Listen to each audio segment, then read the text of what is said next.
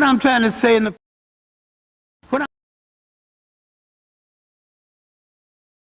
what I'm trying to say in the final analysis,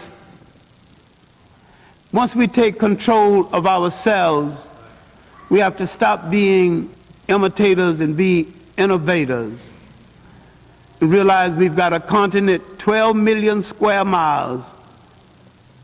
Wherever our bodies are on the face of this earth, our cultural and political heartbeat is in Africa. Whether you ever go to Africa or not, that is your home, that is the home of your spirit, and that is the heart and meaning and definition of your commitment. And none of us, any place in the world, will be free until that continent is free. The Masi warrior clan was created because myself and others like Brother Nahisi saw a need for a young African group to analyze information concerning the African phenomenon with no bias, with rigor, and with scholarship. We created the Masi warrior clan for the purpose of being an expert research team, of being a team that produced products, a team that was capable of producing products for African people globally to dispel myths, rumors, and provide them with accurate scholarship.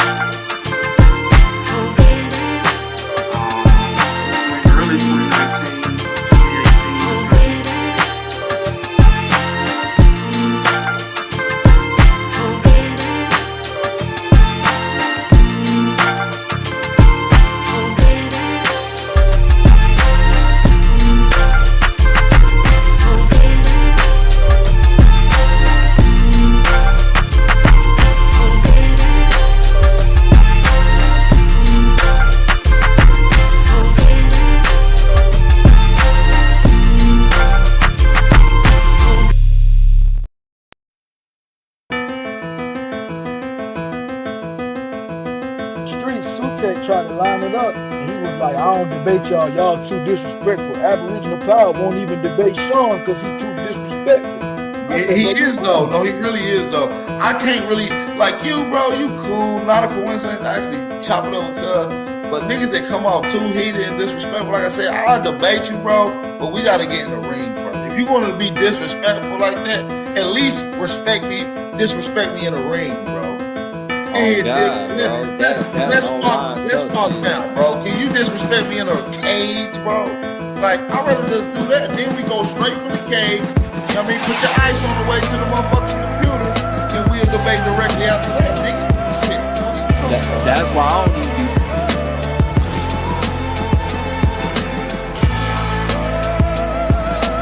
Fucking with the nigga and shit. You feel me? Like, it's like, wait, bro, talk like that. We gotta get face to face with you to talk to you like that, my nigga. Yeah, Peanut. Go ahead, I got my brother already. Peanut, what's the word, my brother? What's the champ? Yeah, I appreciate you, man, but lucky, let me say this, man. First of all, I'm an older brother. I'm young in spirit because I stay in shape. But I'm older. I deserve respect. Don't lie on me. You're not going to get nowhere lying because that's what's going to make you fall face first. Second of all, I'm well known in the Pan-African community. I'm not nobody new. You're younger than me. You don't know this. I didn't put in work and expose Rob Bourne, Sue Tech, any of them people over there. They know it deep down inside. And I'm gonna be long-winded. I'm a Moorish American. I already had back and forth with them dudes. They erased videos. I'm not running from anybody. Don't ever say that stupid shit again. Third, and last but not least, I'm not losing no debate to no Pan-African. So don't ever say that shit again, famo. And that's it. Appreciate y'all, man. You heard it. If Sean P want to debate, tell him to debate the champ over there, right? Sue Tech want to know. So this like it's a pecking order. It's a pecking. So Sean want you, and Sue Tech want him. You say PMF ain't on his no problem. There's no problem, man. Let's set up a Sue Tech debate, man. I don't like him anyway. Okay, so I love that son, brother. I love that warrior mentality. I love to tell Sue Tech, tell me. There ain't nothing. My champ always in the chat. I'll pop in, we'll set a topic, we'll set a date, and we'll make it pay-per-view. We'll chop it up behind the scenes, I get their contact, we'll make it work. You heard it right here. He ain't ducking no phase, bro. But that's what I'm saying. He do this over here on y'all channel, but then when we get in other hey, alright, I will block your ass, nigga, because I'm well known for disrupting them chats over there. Nigga, stop fucking lying, nigga. You a goofy, nigga. I would never let a lame ass nigga lie on me in my face, clown. You gonna block me and I don't be it ain't no time I ain't ever been on the Pan-African channel and made my impact. Stop lying. I'm a real man, bro. Stop lying, fam. Don't do PNF like that. PNF, he trying to trigger you, brother. And the fuck up. But listen, he did that to me, talking about, oh, word on the street, I'm ducking from John P. I've never even had but one conversation with this little disrespectful motherfucker. Oh, okay, yeah, he a little hot. He like, so he like,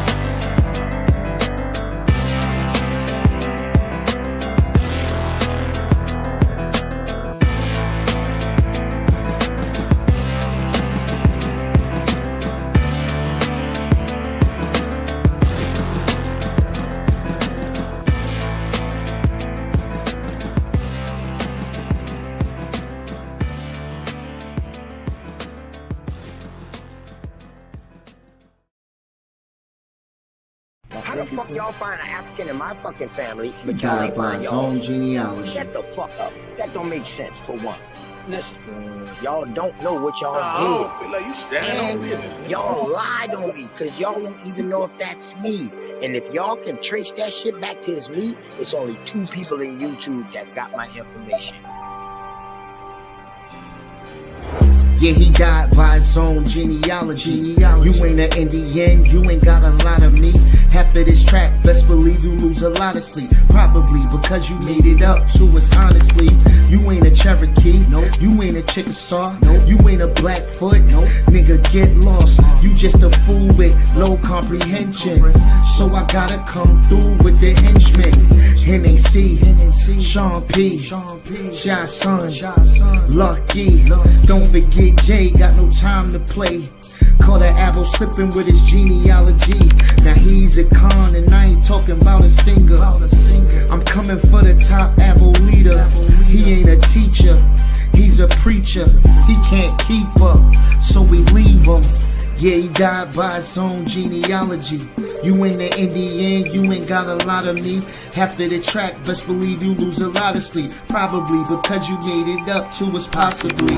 You ain't a Cherokee, you ain't a Chickasaw, you ain't a Blackfoot. Nigga get lost, you just a fool with low comprehension. So I gotta come through with the henchmen. NAC, Sean P, Shy Son, Lucky. Don't forget Jay, got no time to play. Caught an apple slipping off his genealogy. Now he's a con. OTK. TKO. Now he's a con. OTK. You died. TKO. Genealogy.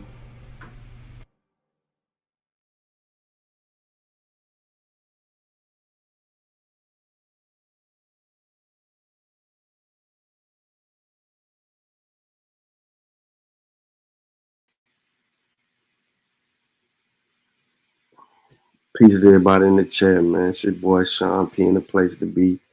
Make sure y'all like the show. Share the show. Tell a friend. We're live. What's going on, Keisha? What's going on, Ramon? What's up? What up, though, Willie? Public PE, what's good with you? What's going on, man? Stoke was in the building earlier. I don't know if he is. Those of you who will catch the replay, peace to you. What up, Sabio? What's good with you, Sabio? He said, I knew he was stupid from day one. Yeah, and that's right. Yeah, he just gets exposed, bro. Like, classic. So, they're having a rough week over there on Smoke Signal Channel. The echo chamber that they created has been penetrated. And the more that they think that they keep allowing people up there, the more they get exposed. And it's crazy. So yesterday, a lot of y'all that's in the chat right now was there the whole stretch, or either came back, or whatever the case may be. But you were in attendance for yesterday's show. So in yesterday's show, I provided everybody in the chat a link to a book.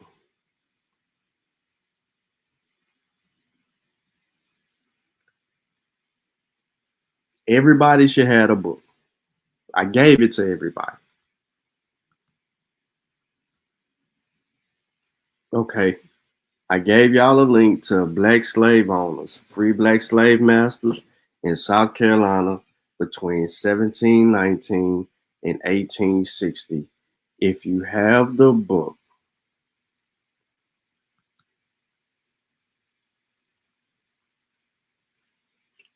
I don't know if you can pull it up because you might be on your phone. I don't know, but don't worry about all of that. I got us.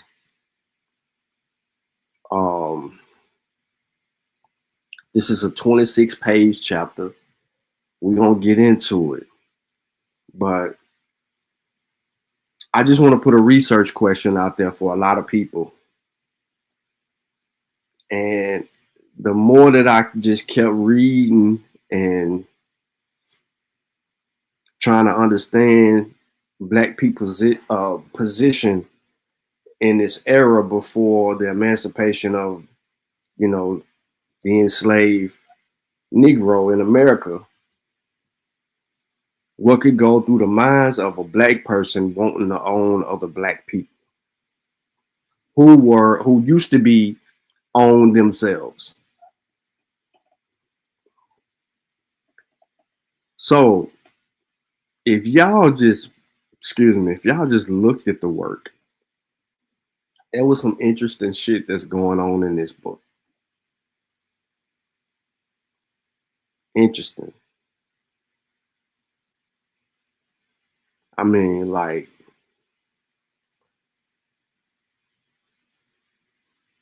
were we really enslavers? And I'm saying we, like, if I'm buying my brothers, my sisters, my daughters, my sons, my wife, my mama, my daddy, am I really a slave owner, a slave holder, which is synonymous, or a slave master? I worked to gain and purchase my freedom.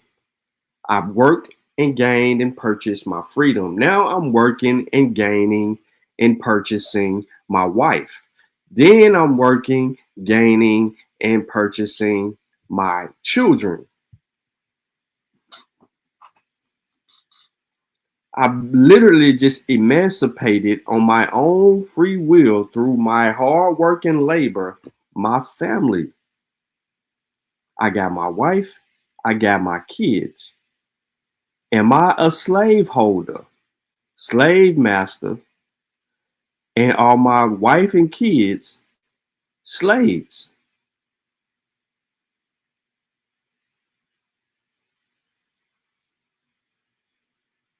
Are they, now let me rephrase that. Are they chattel slaves?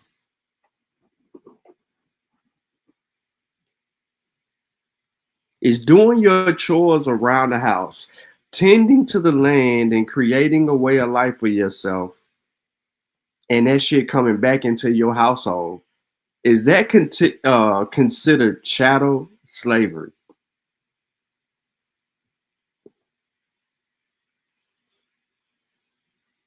Not every incident or situation is that, right? Yes, a lot of people were purchasing their family members, right? And a lot of people were deeming them slave purchases because they're buying them from somebody who had enslaved them. Yes. Then you had people who got into the slave trade business that had evil intentions, meaning that they knew that there was a market out there, so they would buy for the low, sell for the high. It's dope to them. It's just like the streets. They find a plug, the plug selling them for the low, they're gonna buy them. They're gonna go right on to the market or right around the corner where they can get rid of this one for a lot more money, dump them, go get turn 2 into 4, 4 into 6, 6 into, you know what I'm saying? Just keep running it up. 12, 12 into 24. You know what I'm saying? You just keep running it up. You got people like that. We're going to talk about an incident where there was a guy that was just like that. He wasn't about emancipating, other people. He was about his business. And he saw it as a business and a market for himself. And he took advantage of that until they were emancipated.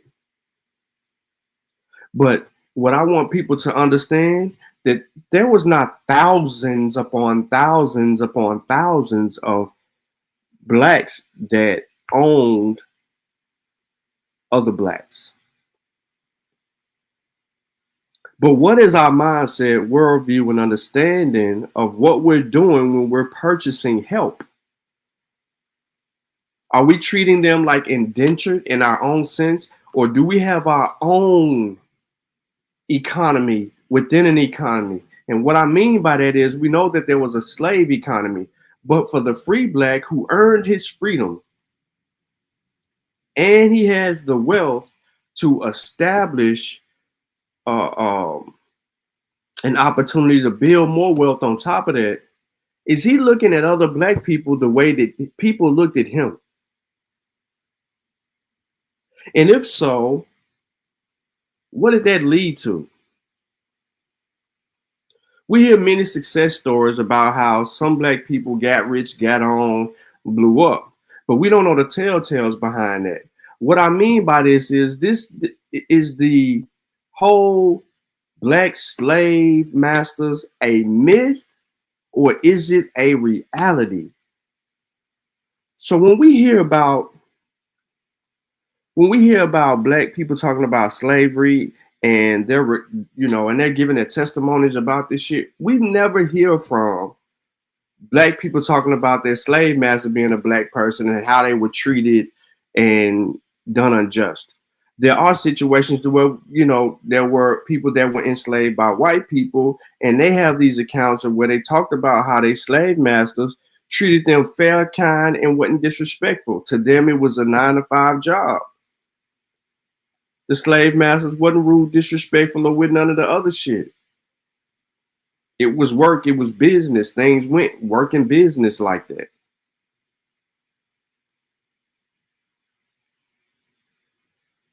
What up, Lucky? The real. So I'm curious to know, what do y'all think about owning your mother, father, sister, brother, uncle, cousin, kids, nephews, and nieces? Do you own them, or you emancipated them from the harsh conditions of the white man?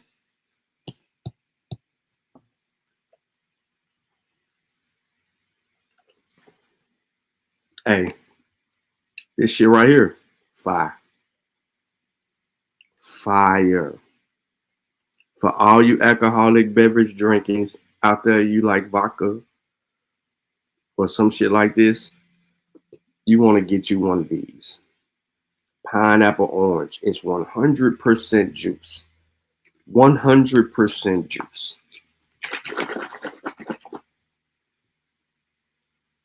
Yeah, you put you some liquor up in here and you can get to it. You can get active. Promise. This shit fire. Pineapple orange juice. What up, Vasa? She said, give us some gin. Yeah, you don't want no chaser. You taking it straight, huh? But man, yeah, so I just wanted to ask y'all those questions before we really get into the bill today. And like I said, if you're just joining us, I provided everybody a link to a book that I'm about to get into because I just couldn't, keep this to myself. So I don't have no ABOS to kill today. They're not going to let me on no panel today. If they let me on a panel, I'm probably going to be cut off, interfered with, manipulated, or they're going to try to run some type of hustle. So, black slave owners, is it a myth or reality? Voss, I see you in the building and I know you just got here. Do you think in your right heart, mind, and soul that black people really was no different than white people when it came to owning blacks? Pure Black in the building. Didn't see him yesterday. He in the building today. Didn't see him yesterday. Because he would have been all over Dulcinea. Had he seen what happened, he would have been all over, but nope. I guess his internet didn't work yesterday.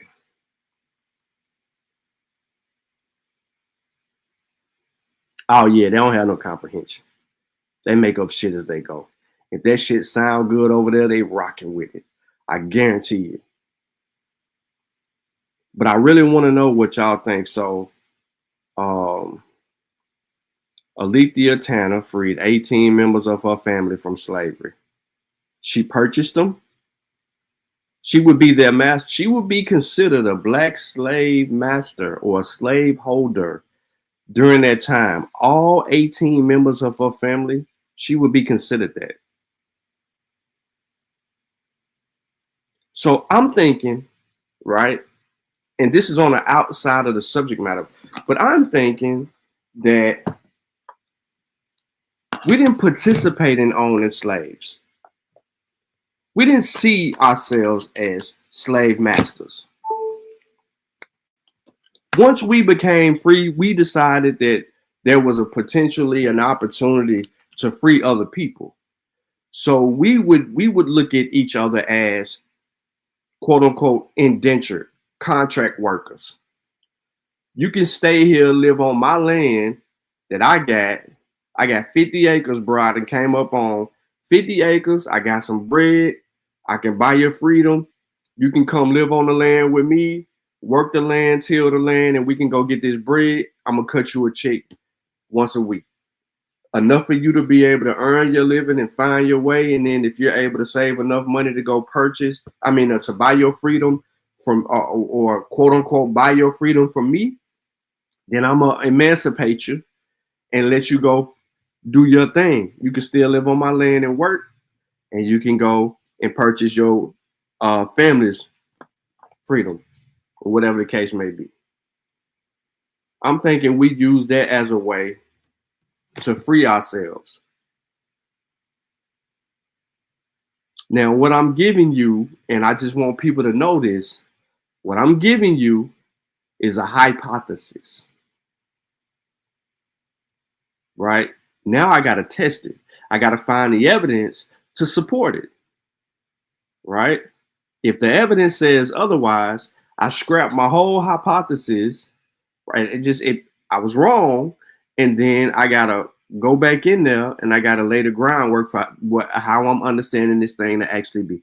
What I'm trying to do is put us all in the frame of 1790 to 1850.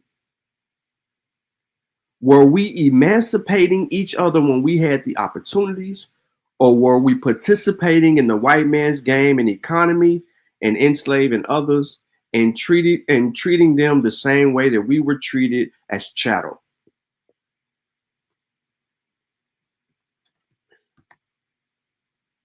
So let me share my screen. You see how I did all that talking? I could have had people join the panel, talk, and we just keep talking and talking and talking, and a source never comes up. And we just turn this shit into a gossip show. Nobody learns nothing. We only just talk about all of our fake ass hypotheses and beliefs. And, we conclude at the end with arguing over something stupid, and then having somebody join that's on the opposite side, and then we argue with them, and we never really get to that real work. Advance the information. What happens if you buy your family and legally they're your property? According to the United States laws, if you purchased your family, they become your property and they're considered your chattel.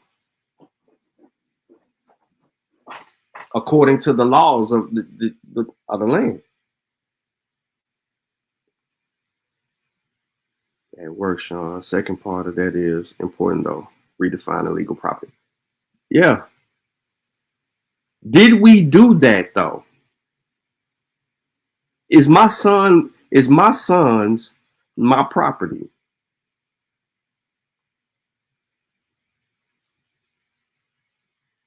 Is their mama my property?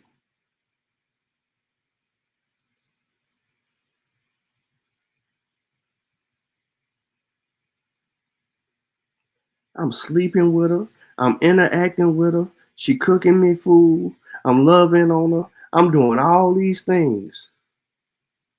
Is she my property? I'm making sure our kids are fed. She ain't coming out the house. She ain't doing nothing but working the quilt, folding clothes, washing clothes, cleaning up, educating the kids. Is she my property? And are they my property? Boy, get your ass out there and pick his cotton. Let's go get this corn.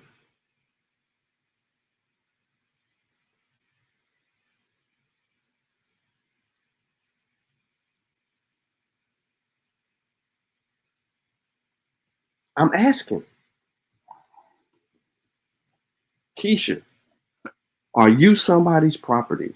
In 1790, you were enslaved by the Duns. The Duns owned the largest plantation in Chicago.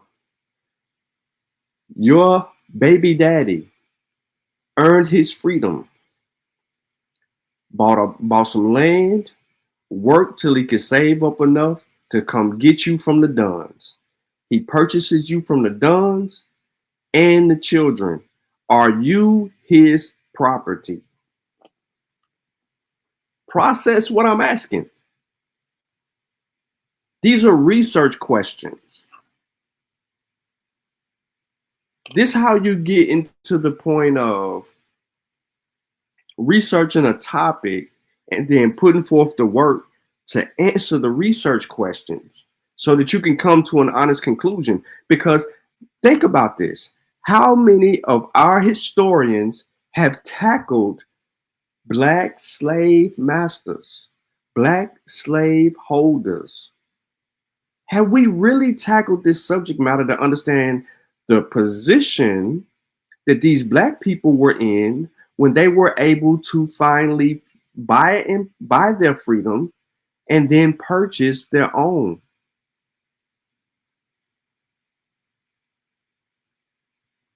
Were there two different types of worldviews regarding Black slave masters? How many Black people were beaten by another Black person that owned them? How many Black people ran off from the Black people that they worked for? How many Black slave masters put ads in newspapers about runaway slaves? Process what's being asked. These are serious questions. Hopefully we'll find some answers. That's what we're going to try to do today. So in order for us to get started, I want to come out and I want to define two things. Okay.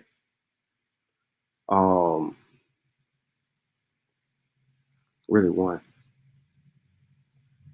I think I deleted the other.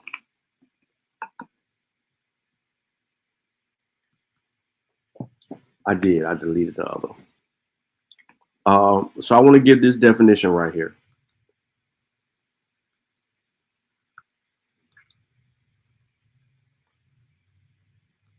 What up, Infinite? Come on, man. I'm putting it on y'all hard and mind, bro.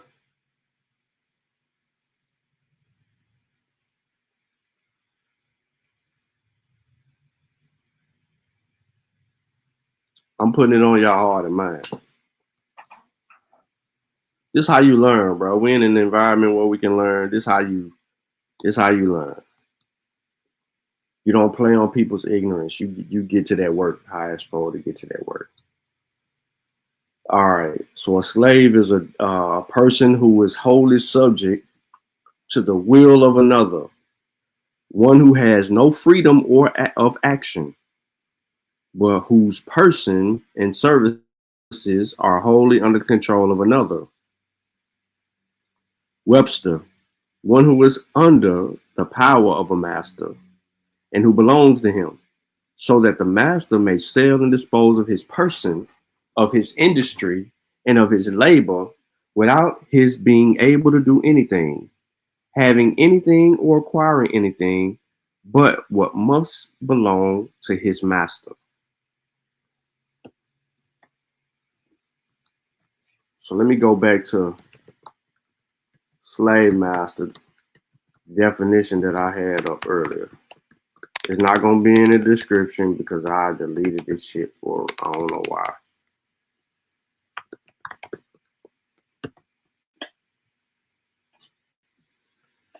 Oh, I need the legal definition.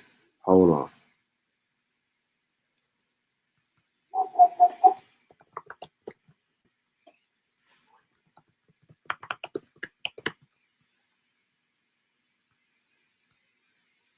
And if y'all can barely hit me or if I'm sounding robotic by any stretch of the imagination, let me know, because there is this source that I got up that just keep running shit because it's got ads and all kind of bullshit on it.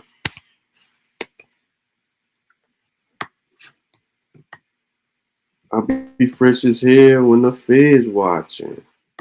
I'll be fresh as hell when the Fed's watching. All right. I'm trying to find it. They go slave.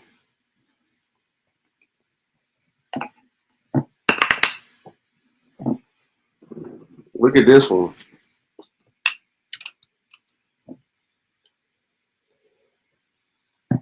They got BDSM on that bitch. Y'all know what that BDSM is. Kids know what that is, don't? You know what that BDSM is, huh? I'll be fresh as hell when I'm fed watching. Okay.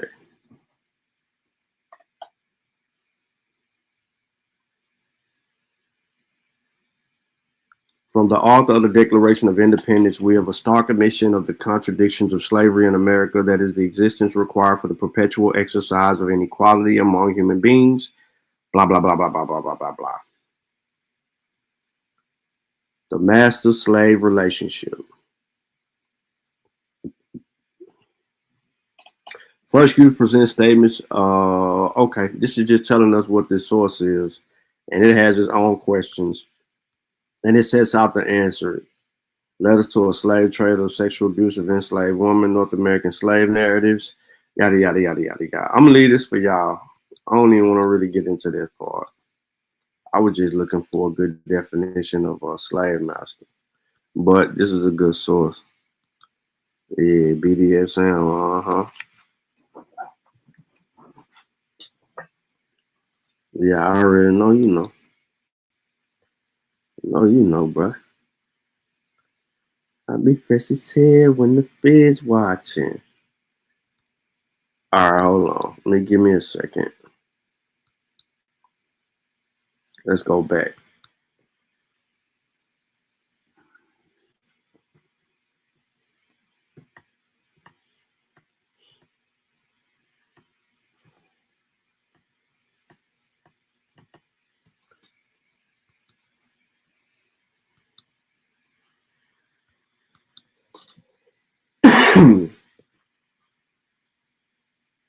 Yeah, I'll see it. Consensual. Let's just take its basic definition. The condition in which one person is owned as property by another and is under the owner's control, especially in an involuntary servitude. Okay. All right. So now let's do this. This source is in the description. These are 10 black slave owners that will tear apart historical perception. This was written 5/17/2018, a few years ago. All right. I'm going to skim through some of this because I want to get to certain people just so you can hear these stories real quick. So in the year 1880, at the height of the transatlantic slave trade, there was an estimate of 2 million people enslaved in the United States. In the vast majority of cases, they were Africans or the enslaved descendants of Africans. One more time. In 1830, at the height of the transatlantic slave trade, there was an estimate of 2 million people enslaved in the United States. The vast majority of the cases, they were Africans or descendants of Africans. They were enslaved descendants of Africans, forced to work on plantations owned by wealthy white individuals. One more time. So the myth of black people owning white slaves is out the window.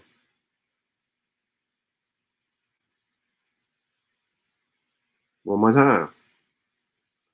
Are they finally called the Mikion? That boy's on a run. All right. Aboriginal power. Autochthonous one. You are now in complete compromise with history. At the height of the transatlantic slave trade, the vast majority of the cases, the people enslaved, the vast majority of the cases were Africans or the enslaved descendants of Africans.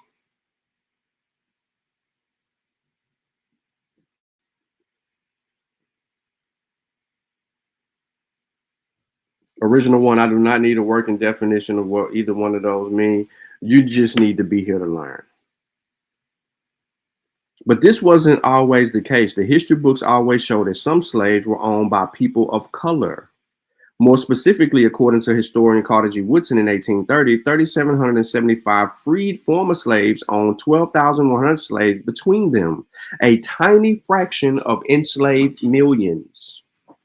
In many cases, and perhaps in the majority of cases, people of color with slaves only owned one or two individuals. And even this was for personal rather than business reasons. Upon earning their freedom, their own freedom, they would purchase enslaved relatives in order to be close to their loved ones. But in some cases, freed slaves were every bit as business-minded, entrepreneurial, and even ruthless as white plantation owners. Indeed, a handful of people of color not only managed to buy their own freedom, but they went on to amass small fortunes. Sometimes this money was made through the sugar or cotton trades, often on the backs of slaves of their own. And while some treated their slaves kindly, others were far more ruthless. So let's look at Anthony Johnson, who picture we just saw. Anthony Johnson, when the first British colonizers settled in Virginia, they faced a problem. How could they get people to work the land then and in the decades to come? They came up with the concept of indentured servitude. Under this system, anyone wishing to travel to America but lacking the money could have their passage paid for by a benefactor.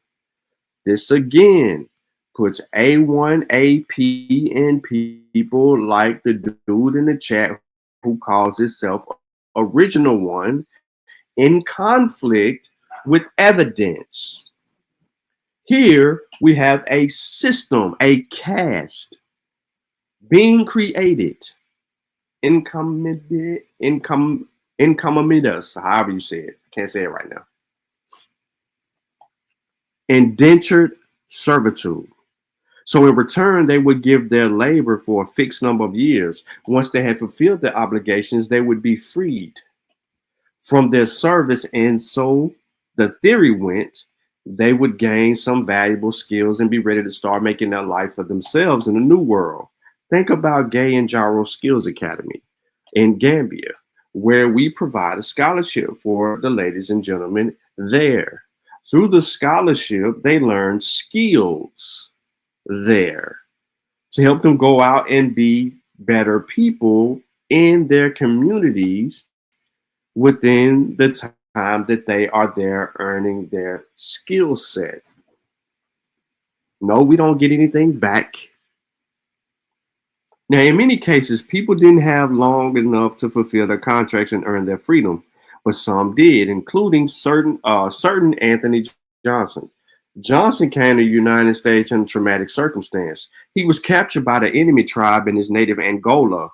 Oh, wait a minute. Anthony Johnson is from the Congo region. He was brought to Virginia in a ship called James. He landed there in 1621, a few years after the earlier Africans first stepped foot there. He immediately arrived in the colony and was sold to a white tobacco farmer. Yes, this system of indentured servitude is what he faced at the time. He was sold and he worked. In 1623, 2 years later, Anthony almost lost his life in a skirmish with an Indian tribe. Now, if these Powhatans were black people, as they portrayed themselves to be on the internet, on other channels, why would other black people war and beef with a black man that looked just like them? Better yet, if Anthony Johnson was an indigenous person, as many of you, Original One and others, have argued the existence of Anthony Johnson being an indigenous black man in America and misclassified or rewrote history and came up with this fancy of bullshit, why would the Powhatans, another group of black people, beef with this man? Makes no sense. So what happened in this skirmish with the Powhatan tribe? A female by the name of Mary arrived to work at the plantation. She fell for Antonio, and they married. Their union would last for more than 4 decades.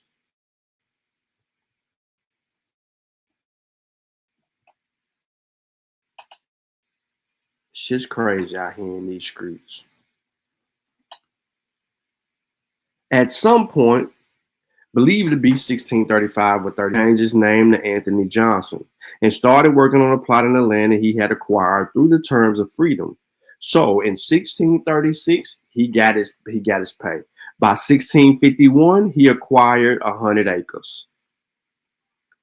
To work his holdings, he bought the contracts of 5 indentured servants. These were not slaves. They were indentured servants. He bought 5 contracts, including his own, listen to this, including his own son.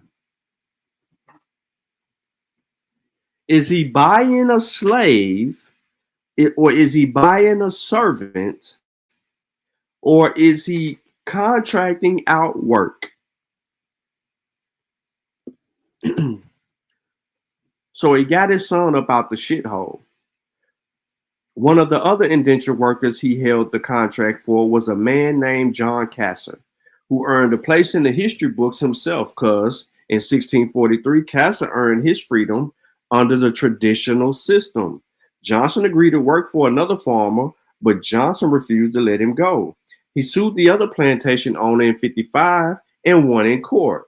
Kasser was returned to Johnson and would be indentured to him indefinitely.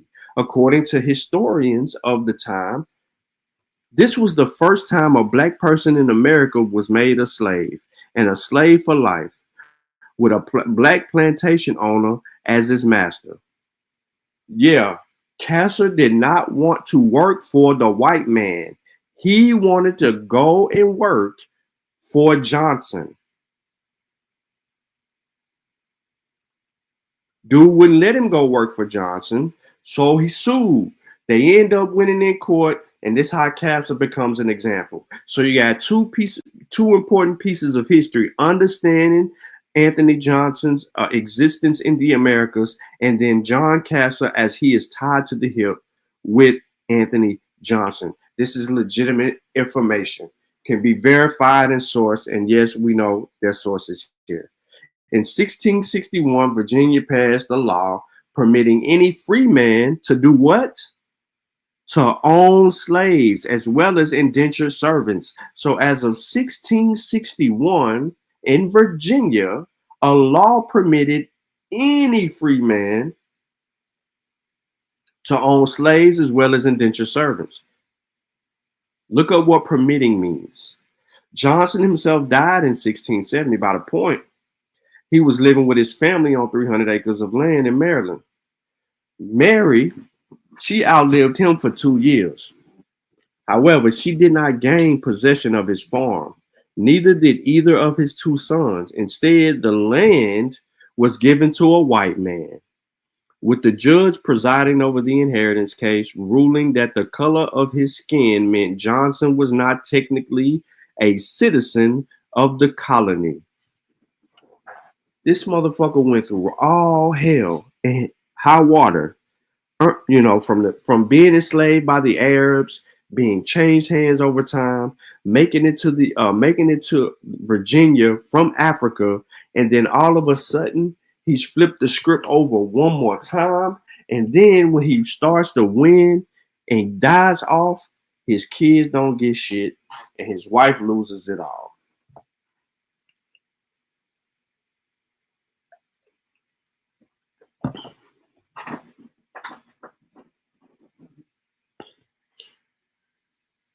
Nah, Khalil. Yeah, there's no.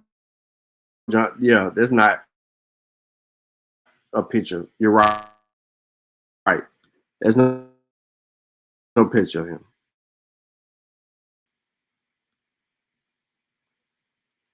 Moving on. William Ellison. I'm going to be real brief. I'm not going to go too far into William because there's some era of American history saw a number of people of color Through the start of the Civil War in 1861, several former slaves became entrepreneurs, no more than William Ellison Jr. Indeed, by the beginning of the Civil War, he had grown and become one of the most successful business people in South Carolina. He was a mulatto. As well as owning considerable amount of land, he also held dozens of slaves by the time of his death. So how did a slave get to become such a prominent figure in Southern society? Ellison Jr. He was born in April. He was born April Allison in 1790. He was born in a slave owner plantation, claiming over his parentage either Robert Ellison, the plantation owner, or his son William Ellison, who was listed as April's owner, could have fathered the child. This status gave William some relative privilege on the plantation. Significantly, the Ellison men decided that young April should learn a skill. And so at the age of 10, he became an apprentice cotton gin maker. 6 years later, he finished his apprenticeship and was armed with a skill that was much in demand across the Deep South. He immediately got to work. Since he was still technically a slave, albeit most of what the young man earned in the nearby workshop. Abel was, however, allowed to keep a small portion of his earnings, including wages for work done on Sunday. And he was ultimately able to buy his freedom from Ellison. The date was June 8th, 1816, and April was just 26 years old, perhaps a sign of gratitude. He changed his name to William instead of April Ellison Jr. and immediately bought his wife. Listen to me. It goes back to my question. He purchases his wife.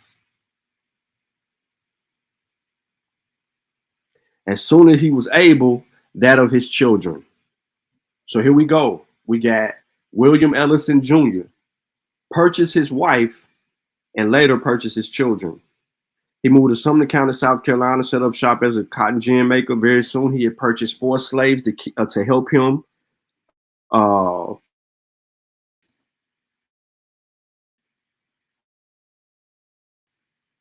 help him with his growing business. Then by 1850, he had bought 150 acres of land with 32 slaves to work. In 1860, he had 53 slaves. His children also had slaves of their own.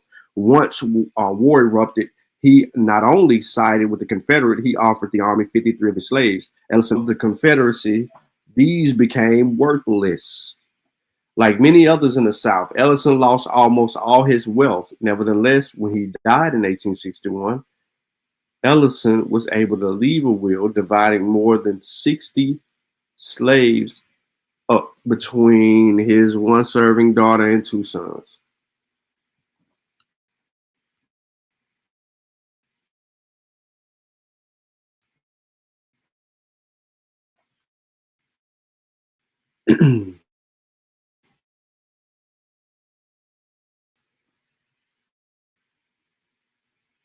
Hold on 1 second.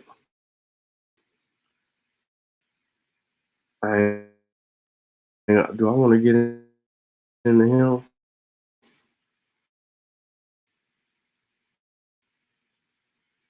Yeah. I ain't gonna read the whole thing on Disney Pope, but I'm gonna give you a little bit. So here you go, because he the first one that y'all gonna hear some negative shit about. Not every person of color who owned slaves did so for business reasons. In fact, many did so for sentimental reasons. In several states, well, this ain't the one. While a slave was permitted to buy their own freedom once they earned it, there was strict rules in place designed to discourage the newly free slaves from setting others free, sending them to other states. Meanwhile, the freed slaves themselves were not only required to move states, but they might also be barred from purchasing their loved ones' freedom. Given this, newly freed slaves were set about earning enough money that they could buy slaves of their own. And once they had the financial ability to do so, they would buy their husbands, wives, children, and even friends.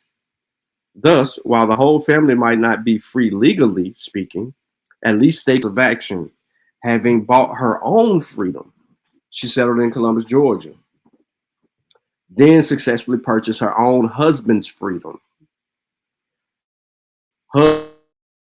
Husband and wife were united. And if they were also, in the eyes of the law, slave and master, or in this case, slave and mistress. In this sense, Dulce's story was far from unique. What did earn her a place in the history books, however, is what became of the husband. At one point, Dulce and her spouse had a heated argument. In a fit of rage, she sold her husband to a white neighbor, though he soon changed him, and the legal system of Georgia was on his side. Though certainly unique, the history books also contain a number of other stories where freed slaves traded family members, not always for benevolent reasons, but sometimes out of spite. Imagine that, arguing with your wife because you looked at this lady booty. She caught you looking, and she walked up in you and says, "Fix your eyes." And you be like, "What?" And she be like, "I saw you looking at that lady." And you been like, "Baby, that don't even mean." And I was just looking, and she say, "It mean everything to me." And then she just get her old attitude, just like you looked at Mary Ann. When we was out grocery shopping and we was getting this and that, and Mary Ann walked by, you look at Mary Ann. Yada yada yada. You're always looking at the female butt. That lead to an argument. Now y'all arguing, and then she on your ass. That's your wife. She get mad nowhere. So she walked down there to the white man and say, "I want to sell such and such." And he be like, "Okay," and he buys her. And then she be like, "Never mind, I want them back." What a way to just disrespect the black man. Because he was looking at some ass.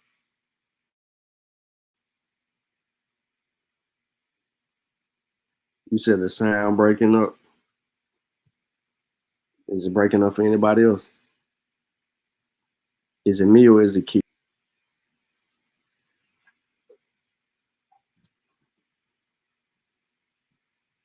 That's me in real life. Looking at fat ass on women.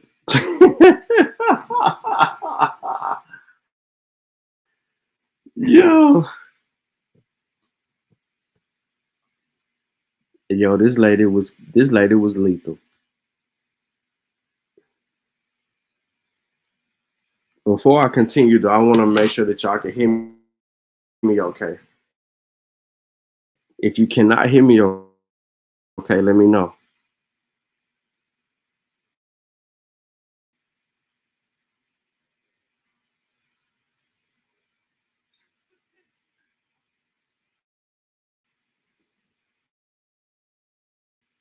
So it's kind of going in and then going out selectively. But hold on one second.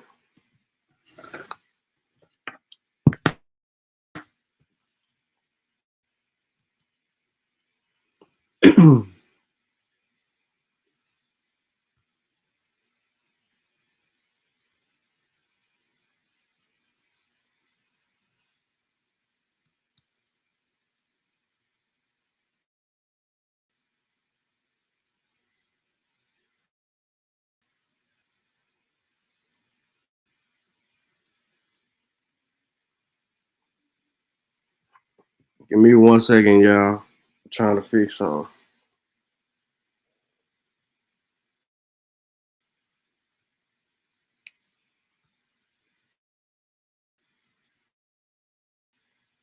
And then wonder.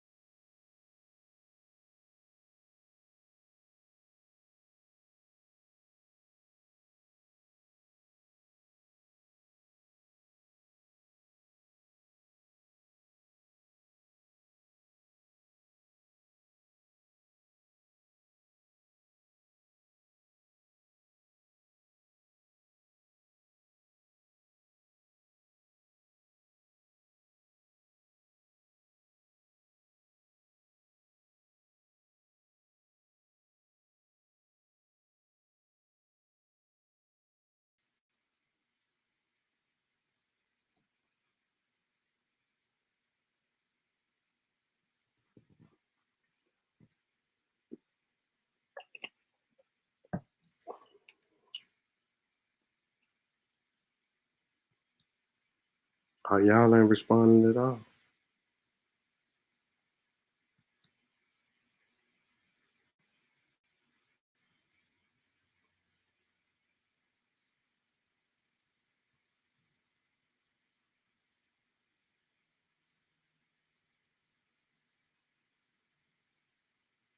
All right, what about now? Can y'all hear me now?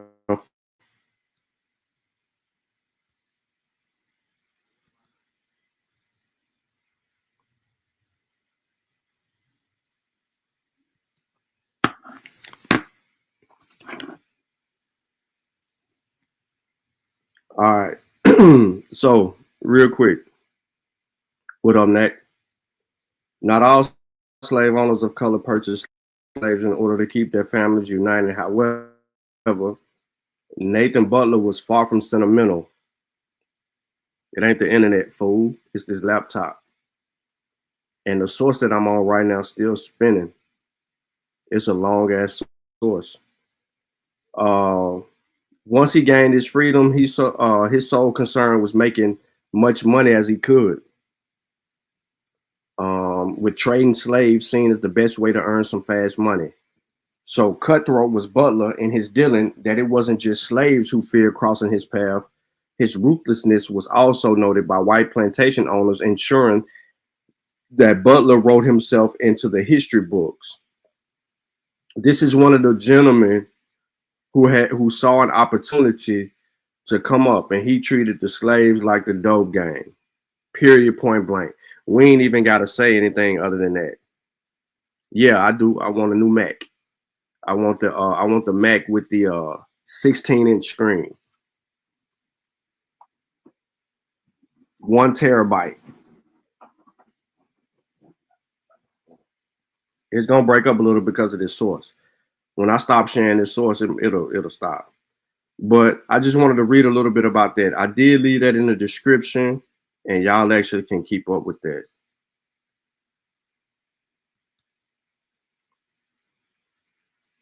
All right, hold on 1 second.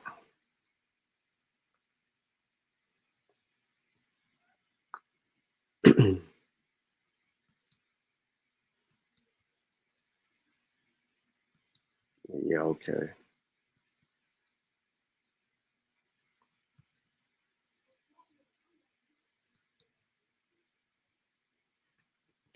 All right, let me know if y'all can see the screen. You should be able to see my screen here in a minute.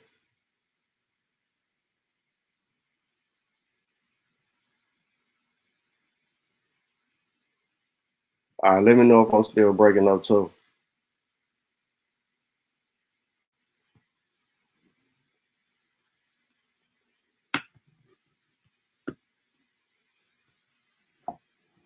Put a 1 in the chat if you can hear me okay.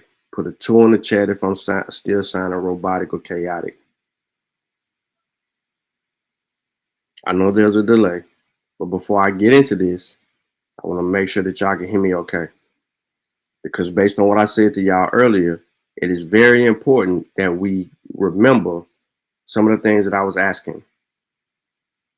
Are you emancipating your family members once you earn your freedom?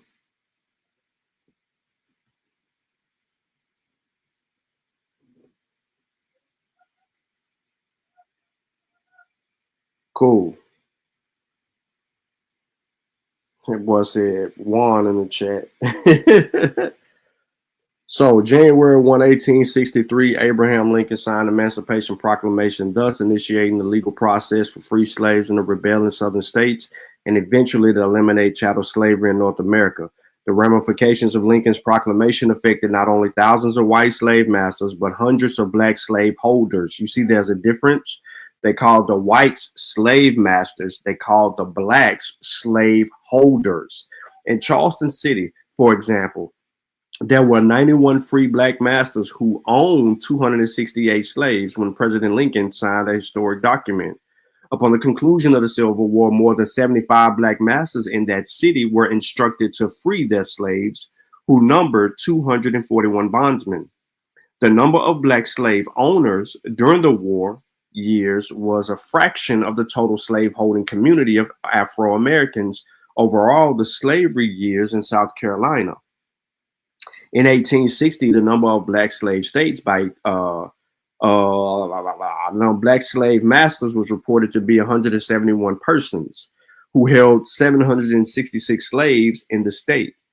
By 1860, the phenomenon of black slaveholding was declining.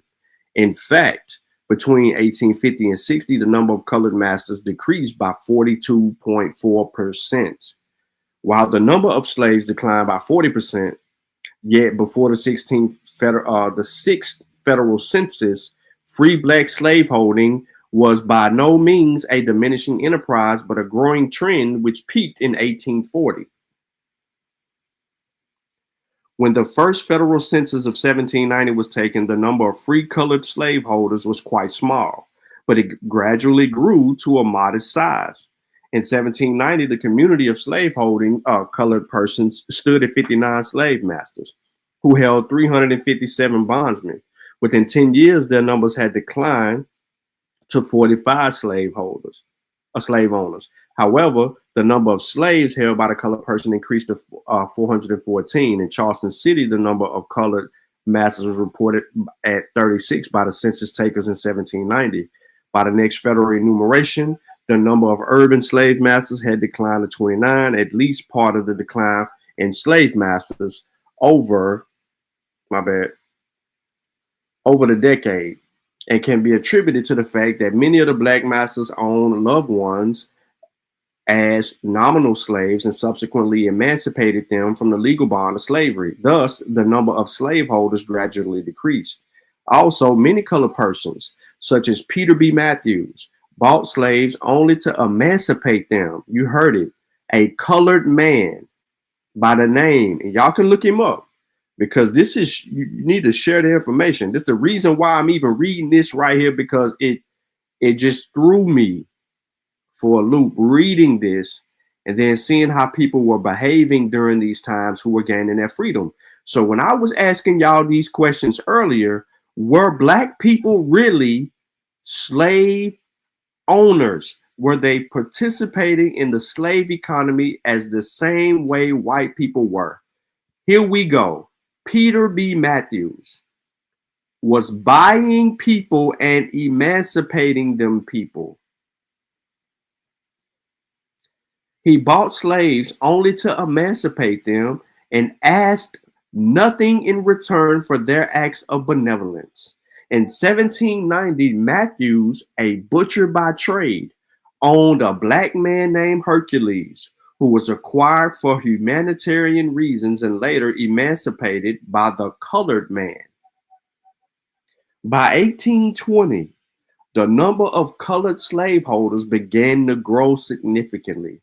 Between 1800 and 1820, the number of black masters increased by 411%, or an addition of 186 slave owners. The growth of the community of black slave holders continued for the next 20 years. Between 1820 and 30, the community of Afro-Americans who owned slaves increased by 95.6%. According to the census of 1830, there were 450 slave masters of African ancestry. By 1840, the number of colored masters came to 454. The rapid growth in the community of black slaveholders can be attributed to several factors. After 1820, free blacks who purchased kinfolk or friends could not emancipate their loved ones without the approval of the state assembly, which seldom granted such manumission. Consequently, the black slaveholders who normally would have freed their slaves were forced to hold their loved ones as chattel and report their kinsfolk as slaves to census takers. They forced these people to continue to own them as property. So their monkey wrench in your emancipation scheme in 1820 was, no, we're going to deny you. We're going to deny manumissions for these people for right now. That was their comeback, because of all the shit that was happening before 1820. Well, let's continue. Thus, the normal process of decline through manumissions was no longer a factor in the state. As y'all can see, I just read it to you, so I'm going to say it to you again. These people before 1820 who were becoming free and purchasing everybody else was emancipating them through manumissions, and this is how you get more free people in the population. And later the white man said, hell no, we ain't emancipating nobody else through manumissions. You're going to have to claim them as chattel, and you can't get rid of them. Thus, the normal process of decline through manumissions was no longer a factor in the state. Furthermore, the period from 1820 to 1840 witnessed the economic development of the free black community. Many persons of color acquired the capital to purchase slaves. These new slave owners were not related to their slaves by the bond of kinship. They were bought slaves to be used as laborers. During the 1830s, Elsie Lee, a free black woman of Charleston, Neck purchased a black family which consisted of a woman named Kitty and her children. The names of her children were John, Ben, and Diana. Sometime after the acquisition, the free black woman hired out her slaves to non-slave owners and kept the proceeds made by her servants. With the elimination of private manumissions and the rise of commercial slave owning, the number of black masters grew substantially after 1820. So a new loophole by black people. Hey, I'm sending these people around there to you. They're going to stay over there with you. They're going to work. They're going to do their thing or whatever, and you're just going to pay me.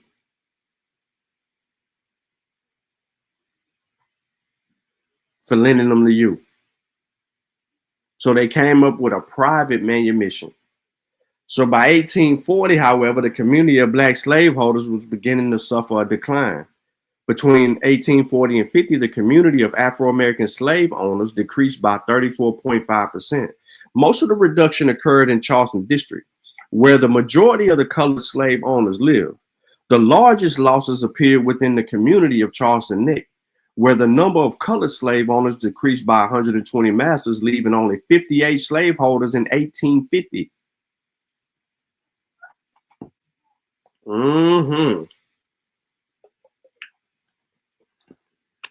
Watch this.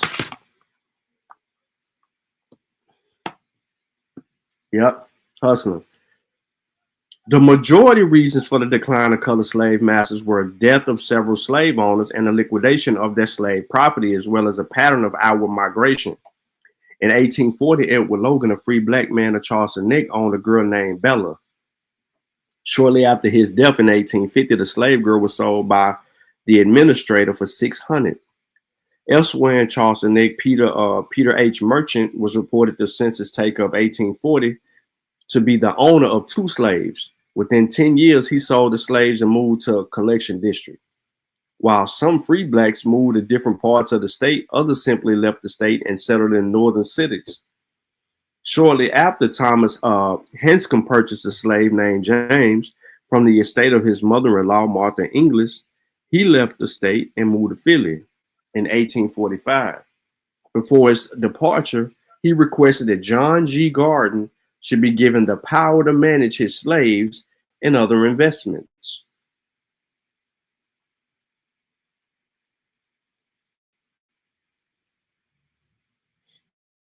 All right. So between 1850 and 60, the number of black slaveholders decreased from 297 to 171. That was a total loss of 126 slave owners, or a decline of 42%. As the Union Army was approaching South Carolina from the state of Georgia, the number of black slave owners was fewer than 100, and most of them resided in Charleston City. So, as South Carolina is under the microscope, we see the number of free black slave owners and slaveholding heads of families in South Carolina from 1790 to 1860. As stated in what we just read, Charleston was one of the biggest. Y'all let me know on this list right here where y'all see people between 1790 and 1860. If you see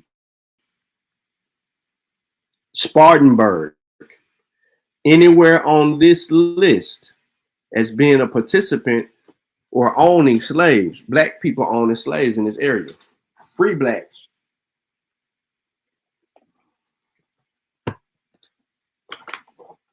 Sarcastically speaking, this is another death blow to Powhatan on Smoke Signal Channel for trying to fuck with me and say that his people own land in Spartanburg. I knew he was lying, and I don't care if he in the city with me. He was lying.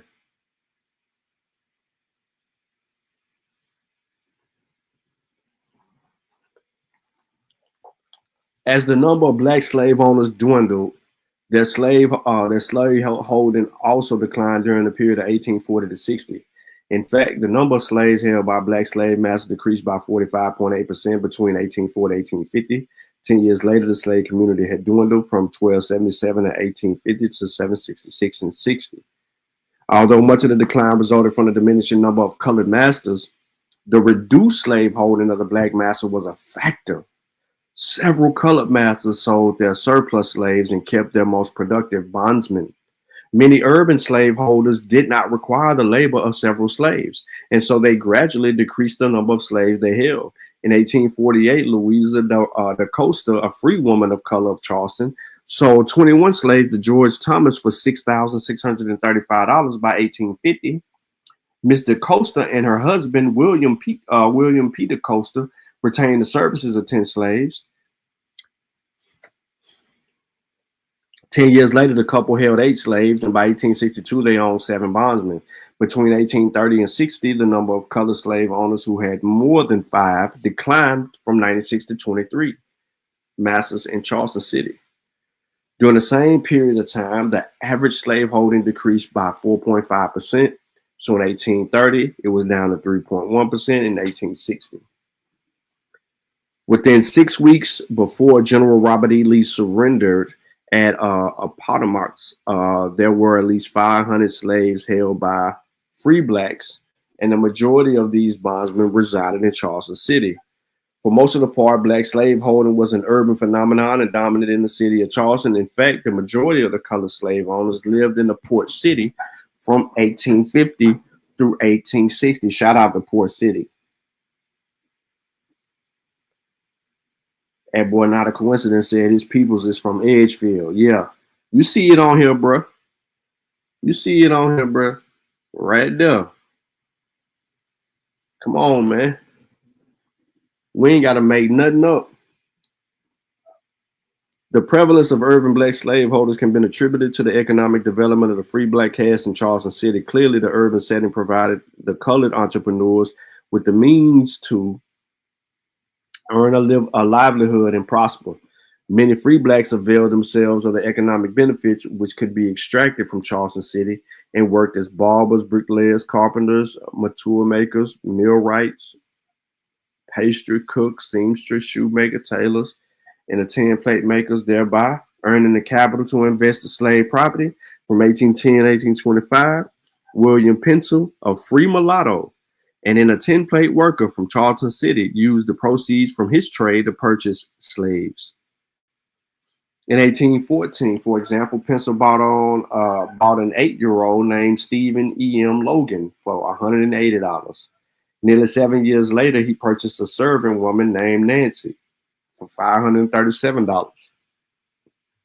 Pencil's acquisition of the slaves did not cease when the purchase of the 2 slaves continued in 1823. In that year, he bought Sookie and her children, Thorn and Harriet, $700.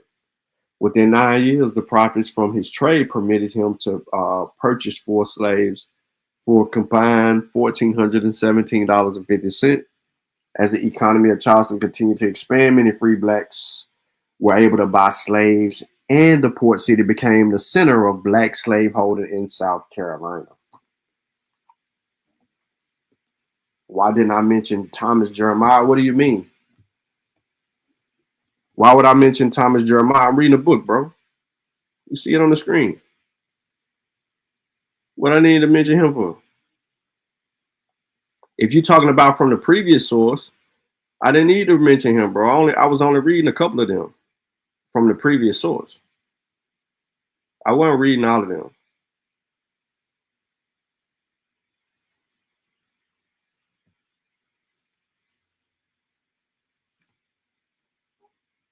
And in this book, he ain't showed up yet.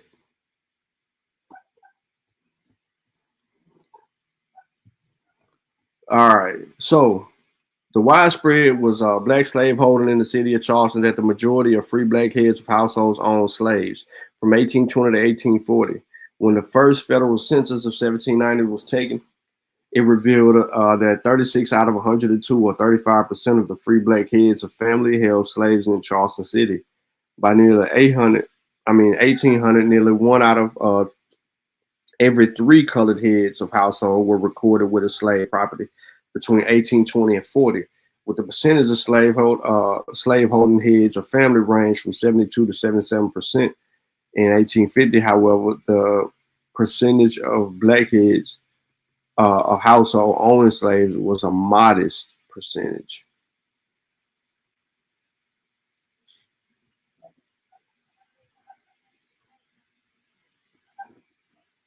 The existence of black slaveholding in Charleston was so visible that northern visitor to the city commented that a number of free blacks owned slaves themselves. This may seem strange to many northern people, especially to that class who cannot understand nor appreciate the system of system of labor known as slave labor. As a free black community prospered, even marginal blacks acquired the means to purchase slaves. In 1854, Rebecca Swinton, a 44-year-old black woman with no reported occupation, somehow obtained the money to purchase 50-year-old slave named Mary for $100. Elsewhere in Charleston City, Joseph Maxwell, a black fisherman, owned 2 female slaves whose age was 38 and 6 years old. In 1850, the only property owned by the majority of the colored masters was human chattel. For the most part, free blacks of wealth, as well as those of marginal status, acquired slaves and thereby contributed to the high percentage of colored heads of family who owned slaves in Charleston. It appears that throughout most of the antebellum period, the majority of the urban black slaveholders were females. One more time. Yeah, man, hit that like button. The majority of the people that was owning slaves was black women, yo. Why y'all think that these black women was getting free and they was owning slaves?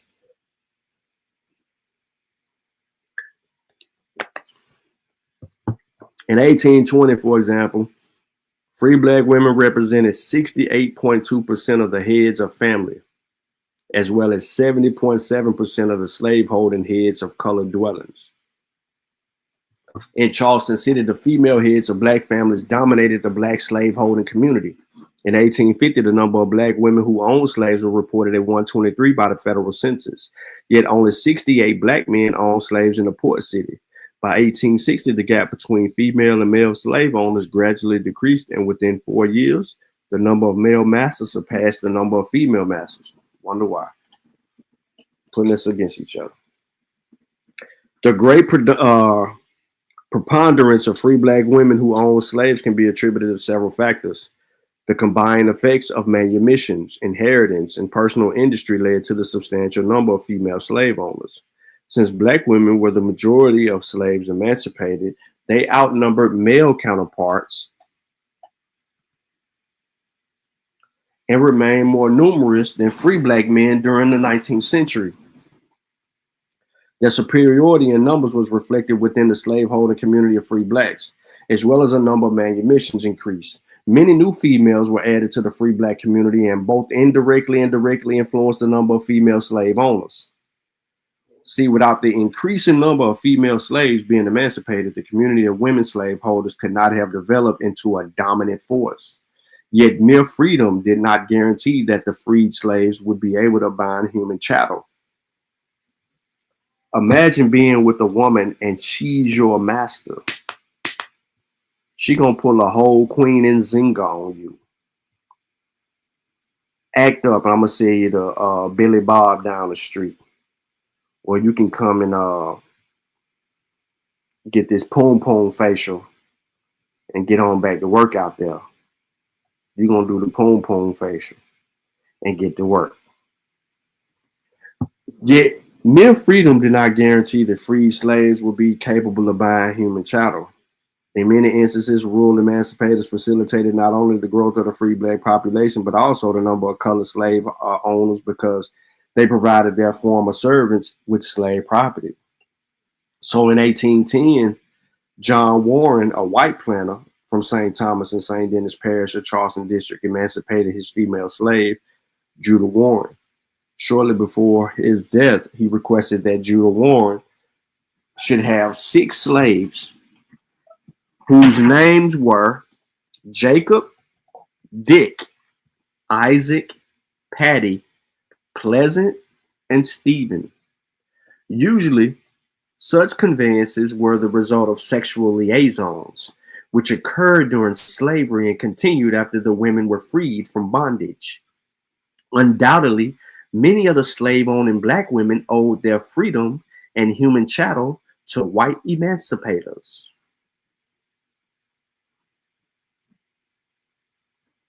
However, the majority of black women who owned slaves received their property from the inheritance provided by relatives and spouses.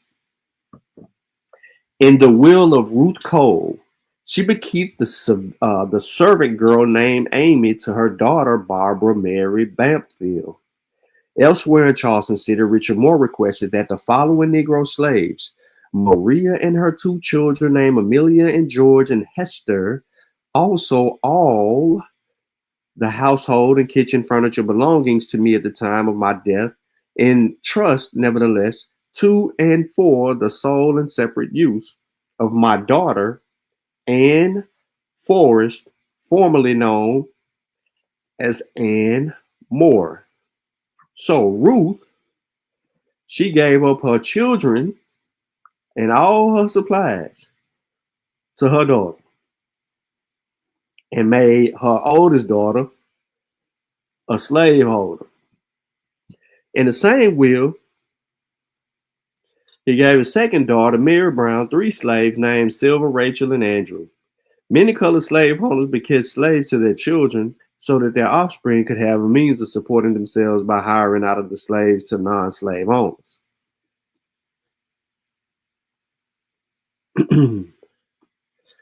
Many black women inherited their slaves from the belongings of their husbands. So when Jacob Koshler, a colored butcher of Charleston City, died in the possession of 6 slaves, Sella, Lizzie, Mary, Jacob, Selena, and Mary, his wife, Mary Koshler, who was the closest hire appropriated the slave property, which was the value at $2,530.12. Since the mortality rate among black men appeared to be somewhat greater than within the female population, many black women inherited slaves from their husbands. The federal census recorded many black women who were without spouses but who owned slave property, which may have been inherited from their spouses and was used to support themselves. It was in May of 1852, for example, the husband of Charlotte Carmond died at the age of 31 and left her with 2 small children. Upon the death of her husband, 27-year-old colored widow inherited a servant girl by the name of Rebecca, who was hired out. In another example, Elias Garden, a mulatto planter, Charleston, died for a long illness at the age of 37. He left his wife, Henrietta R. Gardner, and 5 children. Yet Elias Garden provided his wife with 8 slaves, 3 of whom were sold to support the family. By and large, the slave property inherited by free black women attributed to the growth of the black slaveholding within the female population of Charleston. Not all the slave-owning black females acquire slaves upon the death of a spouse. Many colored women purchased slaves by their own industry. These black women worked as pastry cooks, seamstresses, and even as washwomen. For instance, Rebecca Jackson, washed the clothing of many citizens from Charleston City, and saved enough money to buy slaves. So in 1818, the colored women purchased a black girl who probably was used to help in the washing of her client's laundry. Upon her death, Rebecca Jackson reported as the owner of 3 slaves, Rose, Molly, and Martha, who were appraised at $1,900. Throughout the antebellum period, free black women purchased slaves in South Carolina. In 1824, Margaret Kelly bought a black man named John for $1,200. That's a little high for a black man named John. Nearly 10 years later, Jane Whitten bought a black male who was trained as a locksmith for $625. A few months later, before a raid of Harper's Ferry and by John Brown, a colored woman purchased 5 slaves from Peter Manigault for $1,200. During the earlier part of the 19th century, many of the slave purchases made by black women were of their offspring, who were owned by white masters. So in 1818, for example, Louise Florence purchased her daughter, Manette, from her old master for $230. As the number of colored women who owned slaves steadily increased, they dominated the slaveholding within the free black community of Charleston. Were they treating these people like the white people? I keep asking it. I want to know. During the 19th century, free black women were the owners of a considerable portion of slaves held by free persons of color. In the urban communities, for example, free blacks of Georgetown and Richland City were owned by free black women. The colored women of Charleston held 478 out of 755. That's 63% of the slaves belonging to free blacks in the 1850s. Within 10 years, the portion of slaves held by free black women declined to 43.1%, and of the slaveholders owned by free blacks in the city of Charleston. So in 1860, black women owned 166 of 385 slaves owned by free blacks. And in 1863, they owned 129 out of 268, or nearly half of the slaves belonging to the free blacks of Charleston City. So, by and large, the black slaveholding was an urban phenomenon which was dominated by colored women. Even the majority of the slaves held by the free blacks of Charleston City were females. In fact, out of 755 slaves owned by free blacks, there were 452 females in 1850.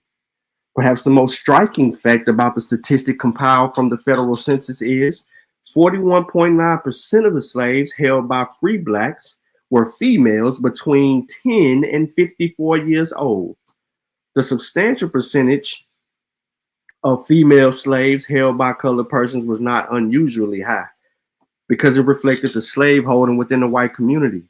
For instance, 38.6% of the slaves belonging to the white citizens of Charleston were females between 10 and 54 years old. So the distribution of female slaves owned by free blacks almost mirrored the slaveholding of white masters.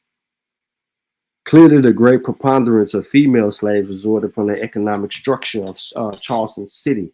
Since the port city did not develop an industrial base, the majority of the slaves worked in the household of white citizens.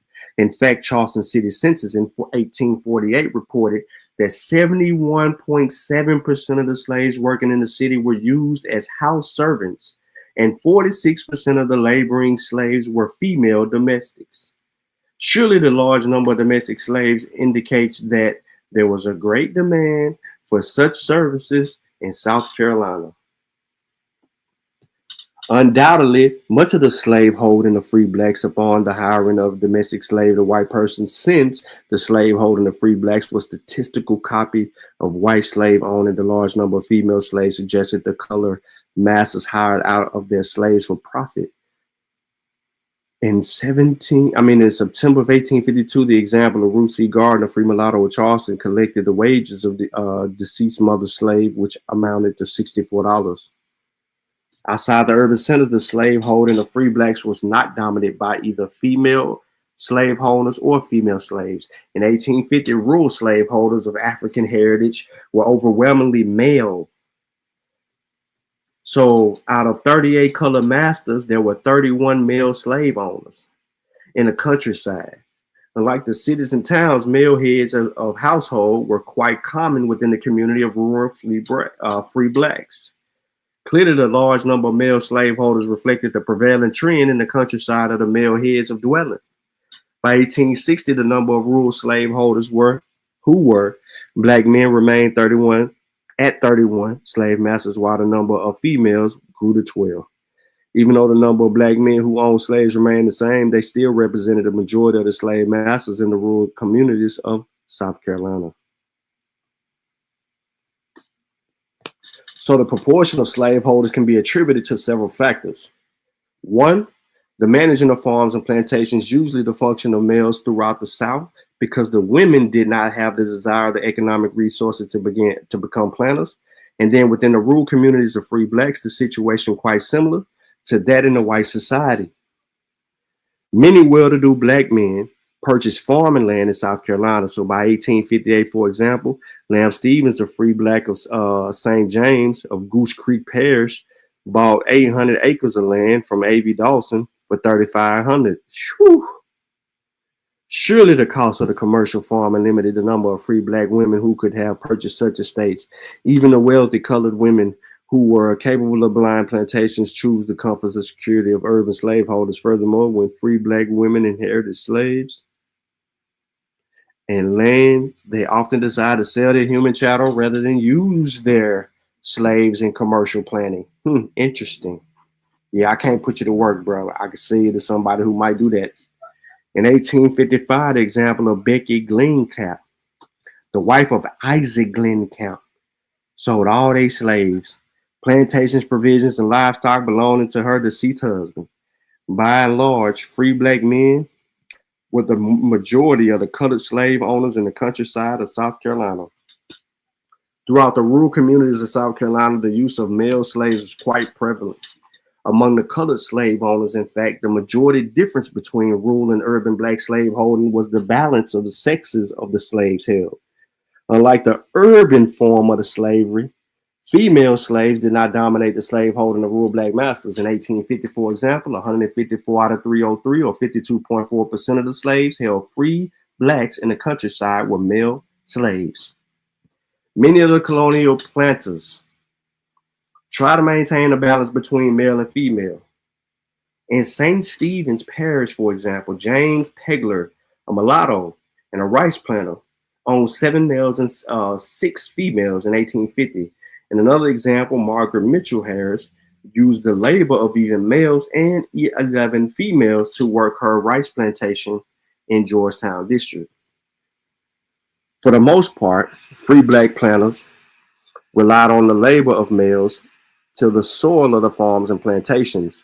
So the percentage of male slaves was greater than that of the slaveholders in the black urbanites of Charleston City. For instance, male slaves between 10 and 54 years old consisted of 30.6% of the slaveholding among the black planters in the rural localities, while the same age group of males represented 27.9% of the slaves held by black urbanites.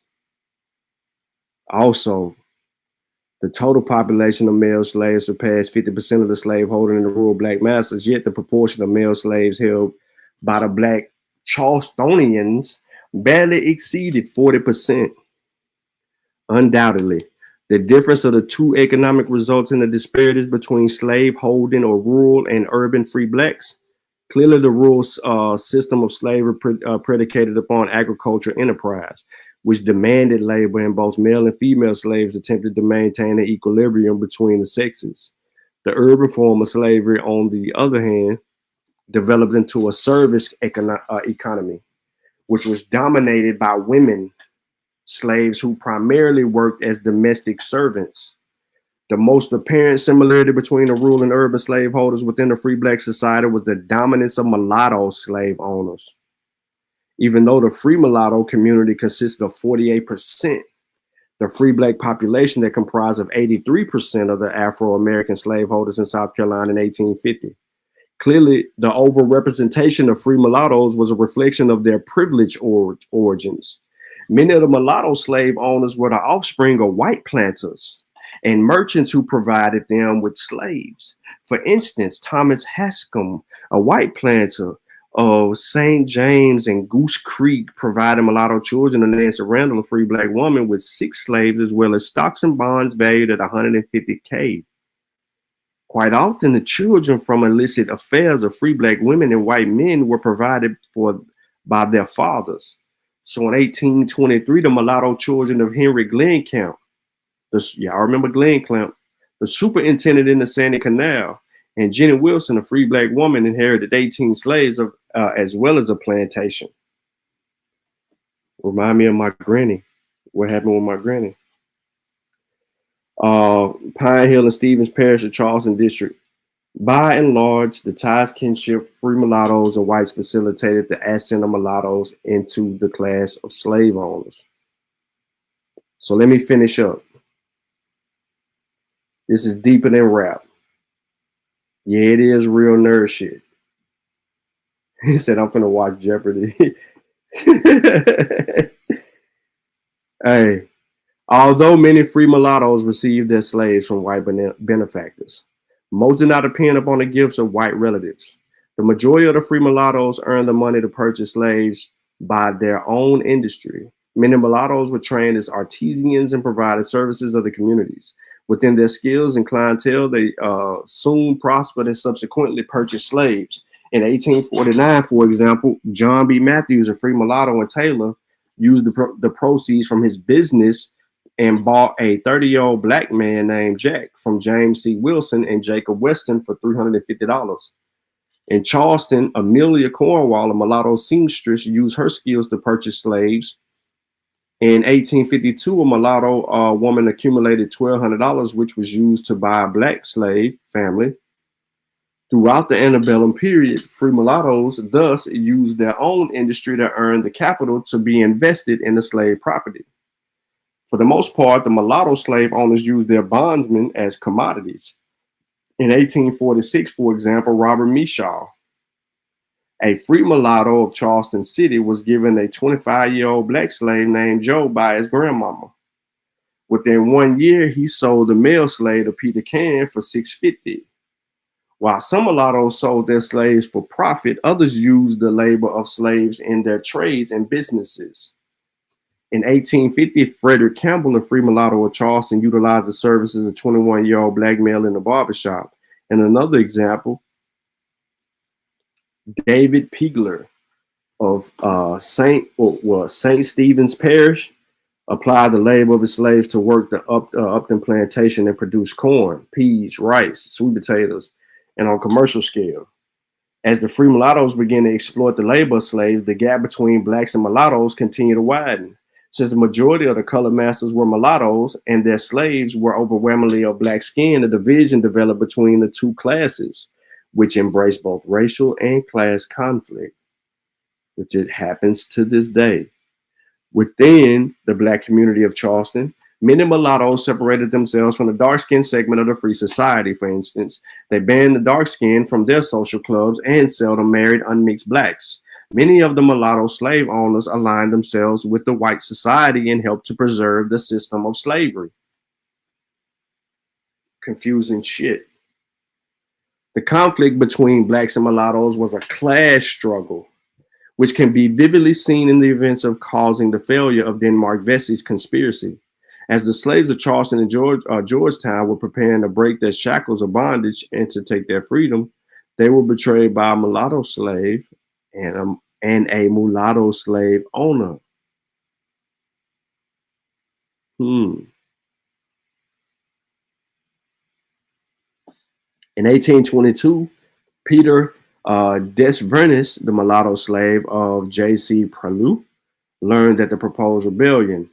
Seeking advice from William Pensel, a free mulatto slave owner Charleston, who urged him to tell his master of the slave plot, the slave told his owner what he had discovered. How the fuck he snitched.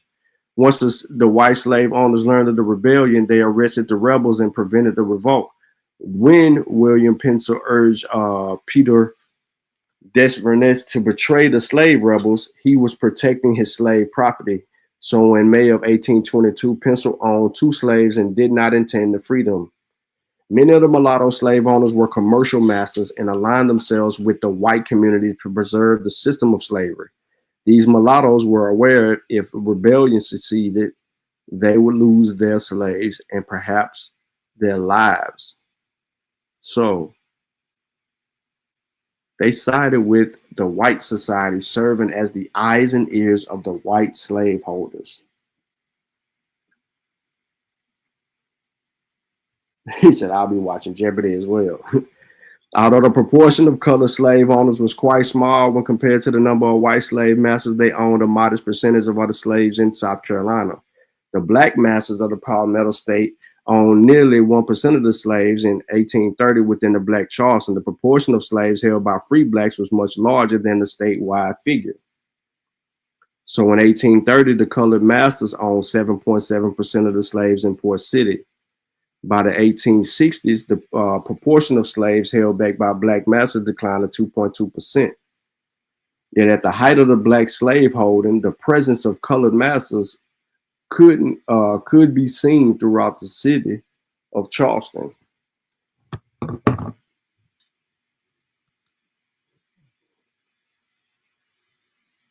What we just went through is a realization of how shit went down, how people were manipulated,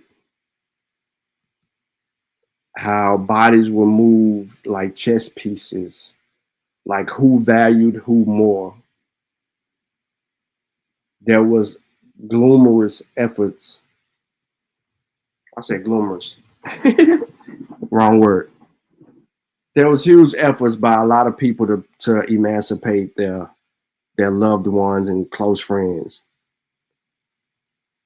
up until a degree where they couldn't even prevail forward because new laws were going to effect presenting that.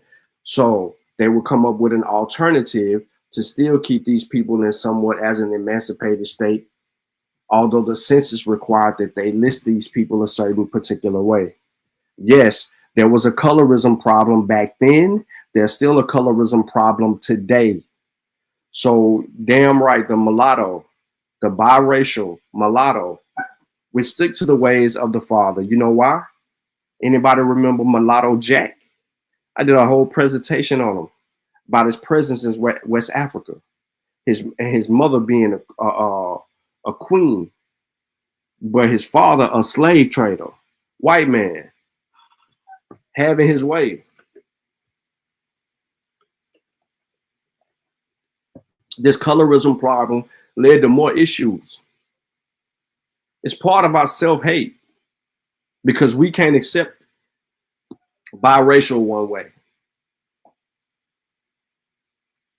We can't accept it.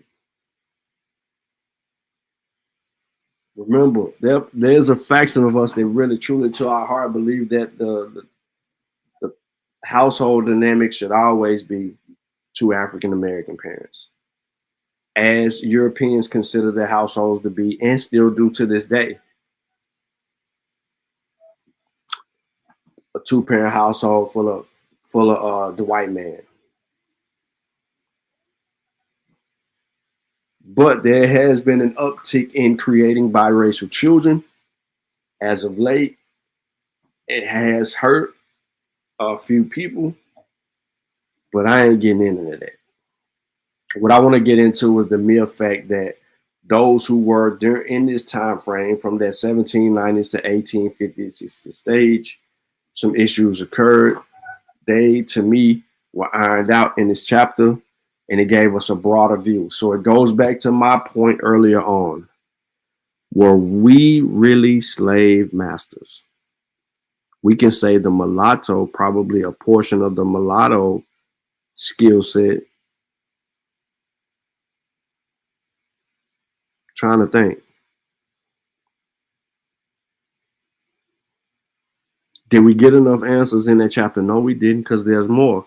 Chapter 3 is about from slavery to freedom to slave ownership, which goes a little bit more in depth, and it talks about similar things that we just pretty much ended with. Man, why y'all don't be saying y'all can't see, bro? Like, the screen just black, bro. There you go.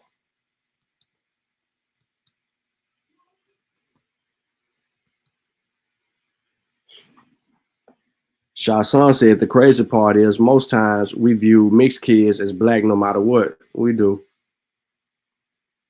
Antoine Duclair, yeah. I mean, we do view them that because that they is that. Like, you know what I'm saying? No matter what. But we look at the parents funny as fuck, because I know I still do. Louisiana blacks that own slaves and the interest topic is an interesting topic. How do we compare that to South Carolina? Well, we have to, this book that we got right here, right?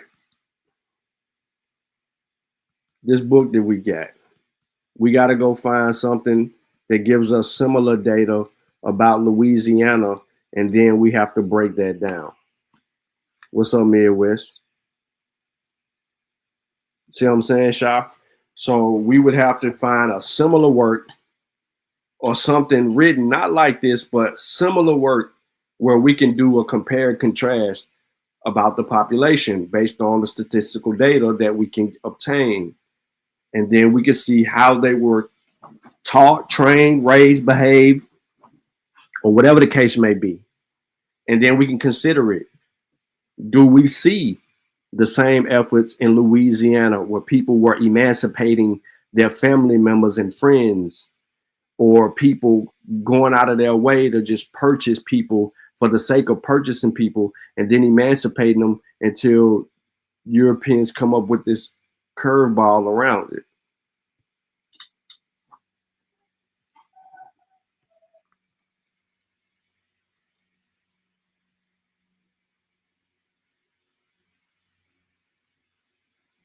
I think we already done that though, Vasa.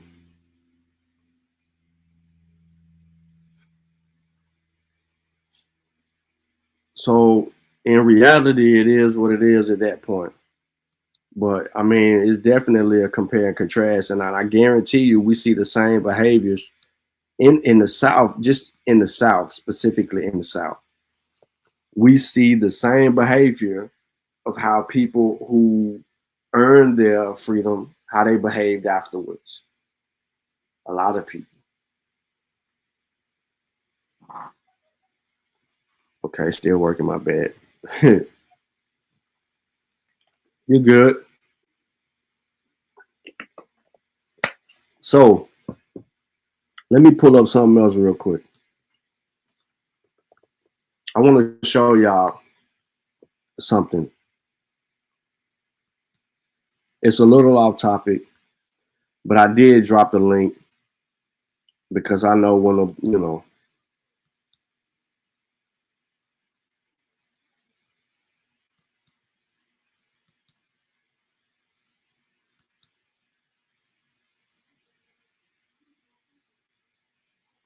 I want that y'all can hear this dude. This dude is going nuts down there.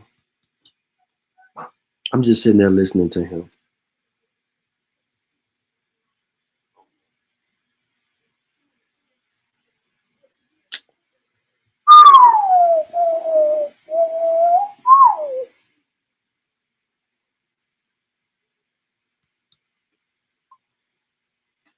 All right, let's go to the Masi. I'm already here. Let me click on.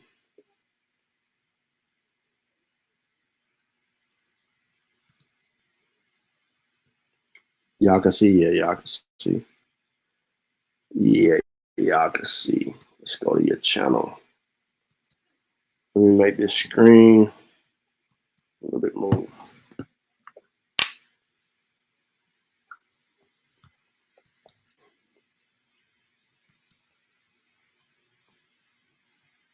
Hey, man, we got to get our engagement up, man. We tripping out here, bro. We putting in a lot of work out here, man, for y'all not to be respecting that work. Like, for real.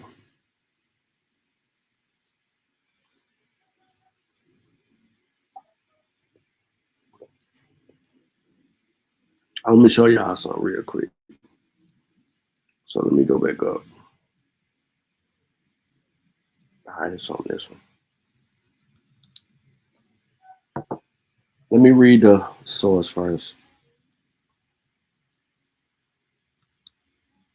So the source says Section 1. Be it enacted by the General Assembly of the State of Tennessee that all Negroes, mulattoes, mestizos, and their descendants having any African blood in their veins shall be known in this states as a person of color.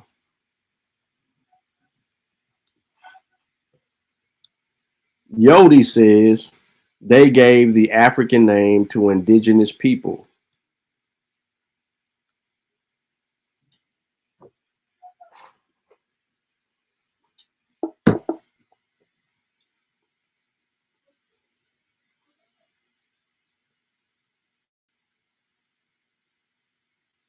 Oh shit, that's what's up, Lucky.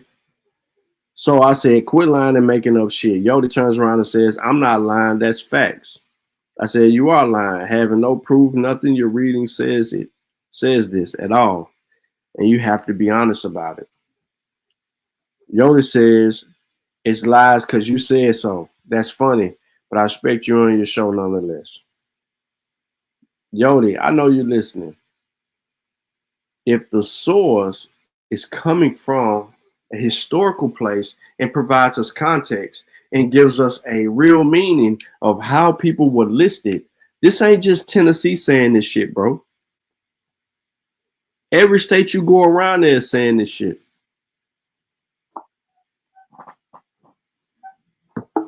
But some kind of way, you're trying to change the identity of people.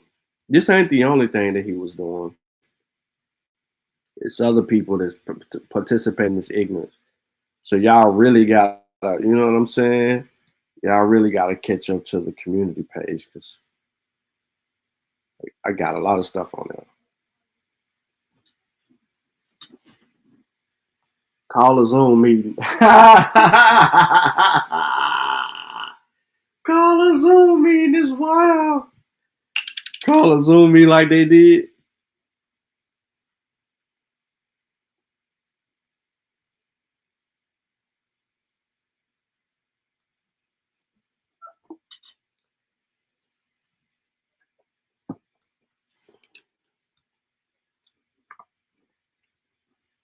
Butter said they wasn't from Africa. Hey, Yodi said that the people that were brought to the Americas, not all of them was black people. They was white too. So I said, show me the white people that live in the Bida Benin, Biafra, in Senegambia, on the Gold Coast, the Windward Coast. Show me the white people that were living near that Tootsie Fly. That were living in them near malaria. That was living near yellow fever. Ooh, I got a book on that. I got a book on yellow fever. I'm gonna have to do that one on Science with Sean, cause that motherfucker go hard. Now I can do it over here. Yoli don't be knowing shit, bro. He just be saying stuff.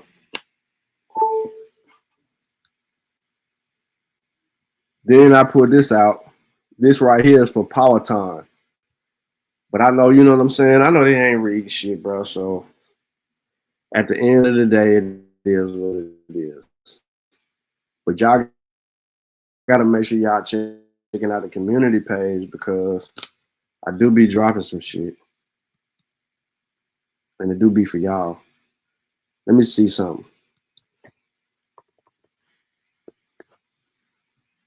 Shaw, who live? Lucky, who live? Not a coincidence, off right now, but you know, he doing his own thing right now.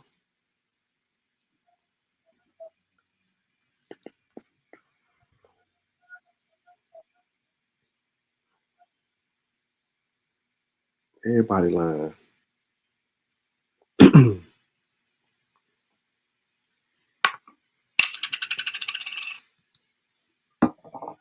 Hold on, y'all. I'm about to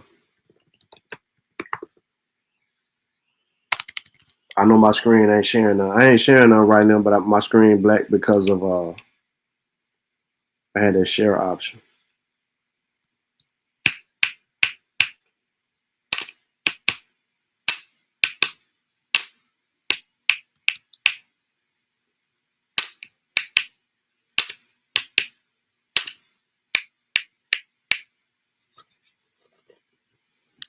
This is crazy. I'm looking for the ABOS smoke. In case y'all wonder. I figured it. I just typed his name in. This fool got some Tartarian shit up, bro. Tartarian shit. Look at this shit. Hold on. Let me mute this motherfucker out real quick.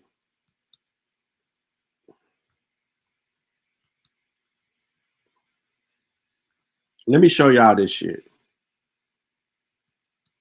Can you tell me what the fuck this got to do with black folk? Tell me what this got to do with black folk.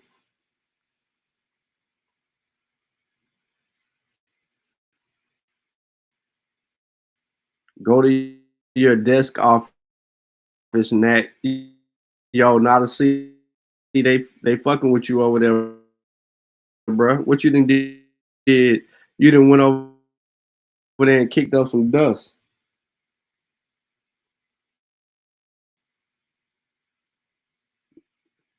They saying not a coincidence, name. He right here. Damn, they already on you, bro. What you done did over there?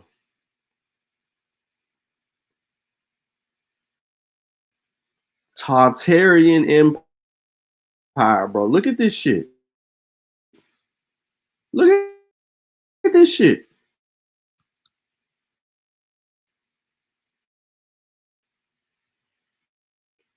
What does that got to do with black people in North America?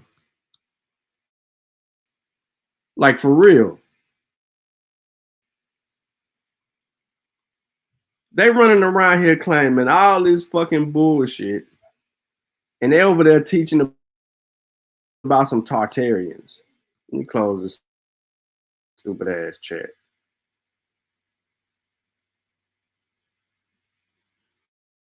The king of Assyria had favor.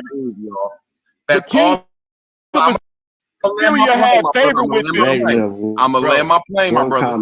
All I'm trying to prove is that the Israelites are not them people, and them people are not connected to the 10 tribes. That's it. They got sent to a land that was already there, and I digress. The nigga, it was nobody in this. He's been live for 9 hours. Tribe.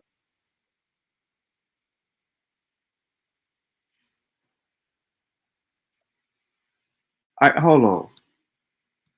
Oh, but I ain't doing it right now.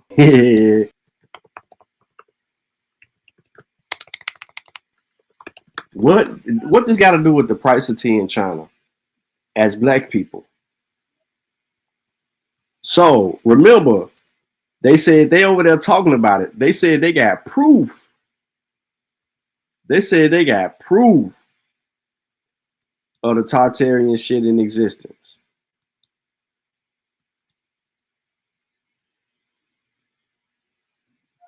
That's what they said. They said they got proof, bro.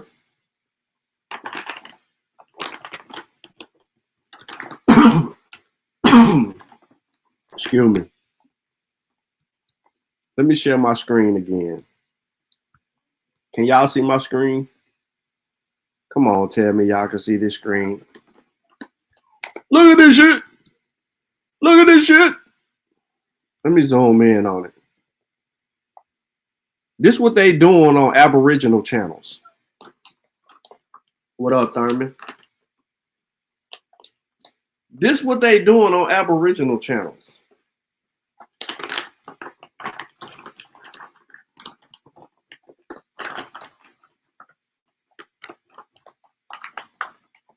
All this shit going on, this is what they doing on Aboriginal channels.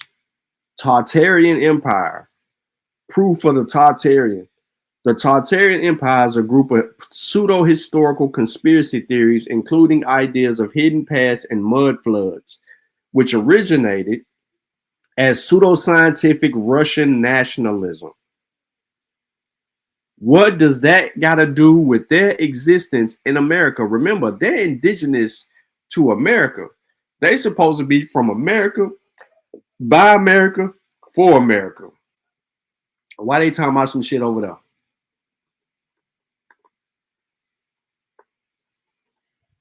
Look, Central Asia and Siberia.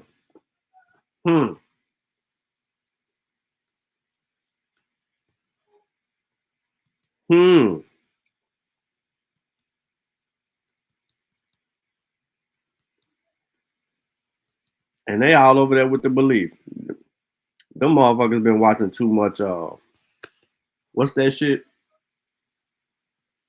House of the Dragons, Game of Thrones. They've been watching too much of that shit.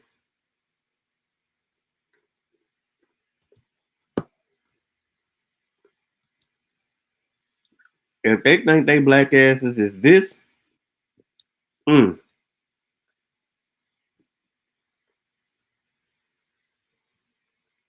where it come from. The theory of Great Tartaria as a suppressed lost land of civilization originated in Russia. It's a whole dude on there arguing with root words about some Russian shit. This is Russian pseudoscience.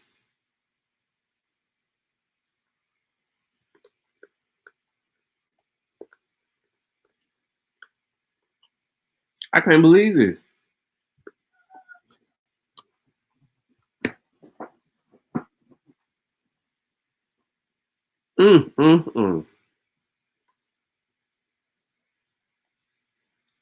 They went from hating Africa, not wanting to be African, but they want to be some Tartarians. Some East Siberian and Asian motherfuckers. Sound like they want to be the Native Americans. Ancestors. That's what it sounds like to me.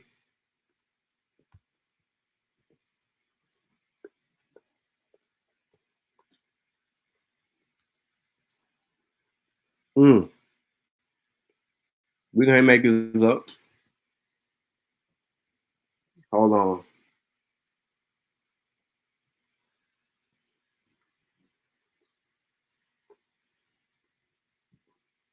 And the conversation must really be stupid because they've been going for 8 hours.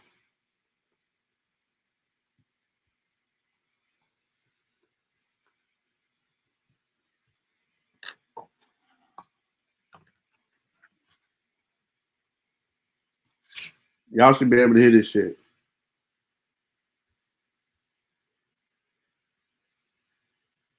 The Chinese people wasn't. I just want to land my plane, sir. Right? I just want to land my plane. I don't want to argue with you.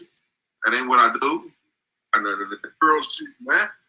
Here it is. Okay, as long as you say Mountain Dew, you charge.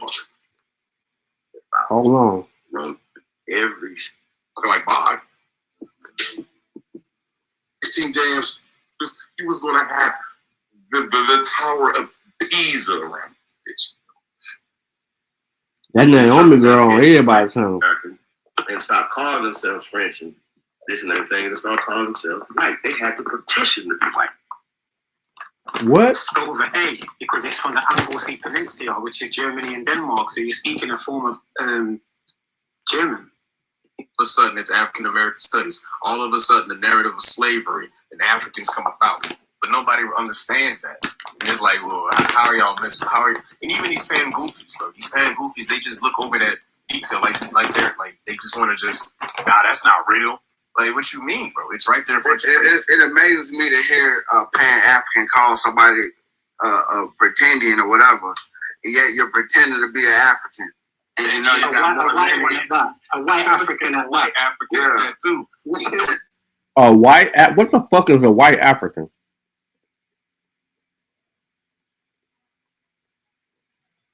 What's a white African?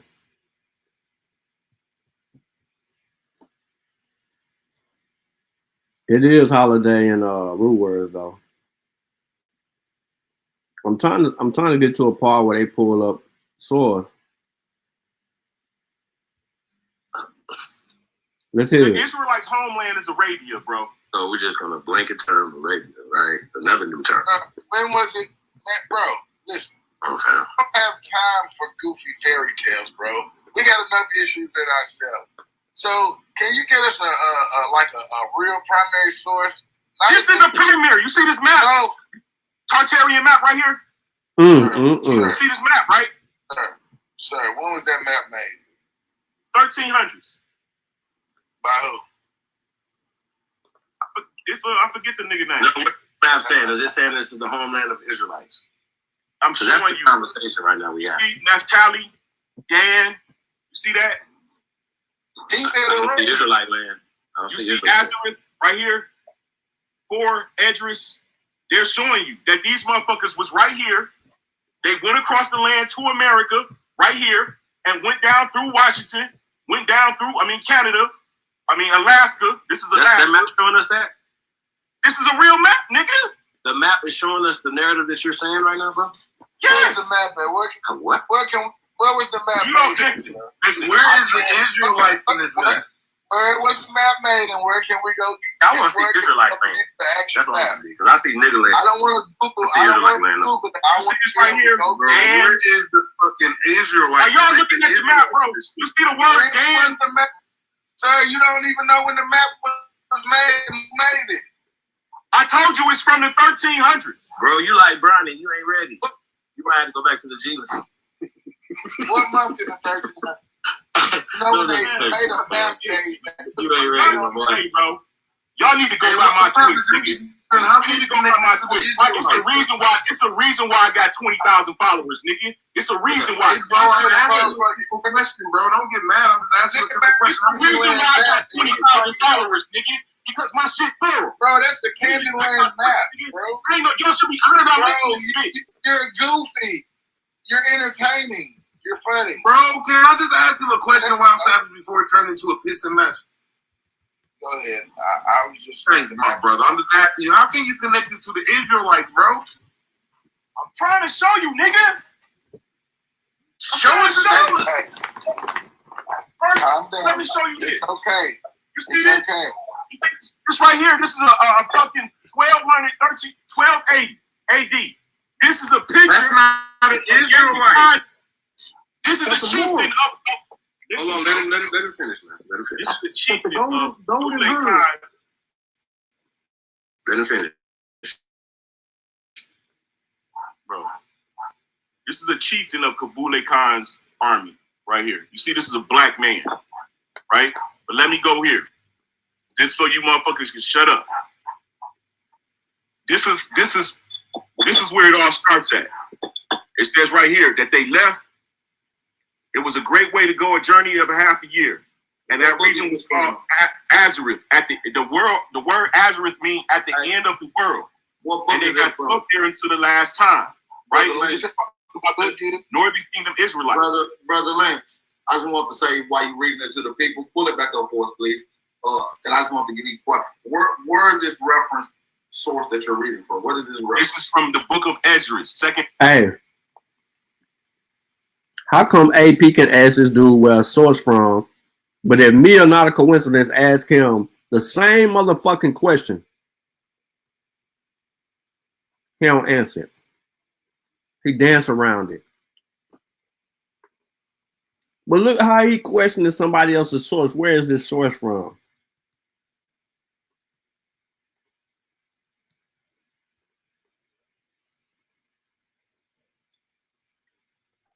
Bro, I never seen no shit like this in my life, ever.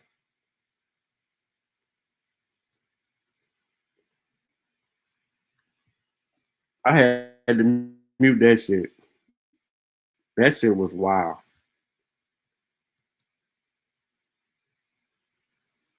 So yeah, y'all, let me show y'all something. Y'all know your boy Power Time was live on Smoke Signal, right?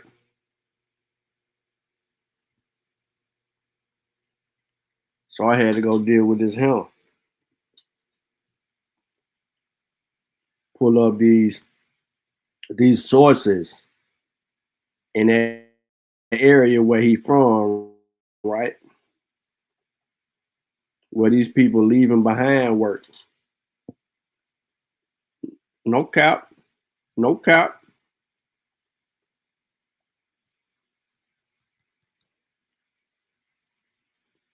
See, when they start talking too crazy, bro, I start digging. And when I start digging, you ain't gonna like the end result.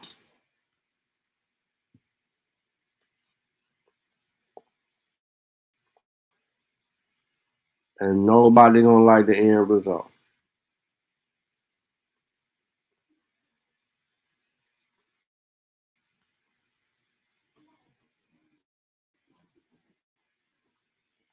He lying on all his history right here.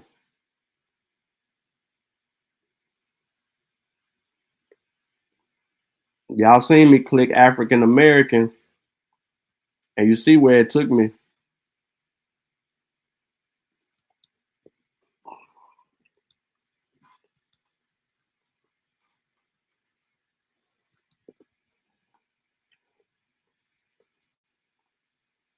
Okay. Y'all scared of the smoke?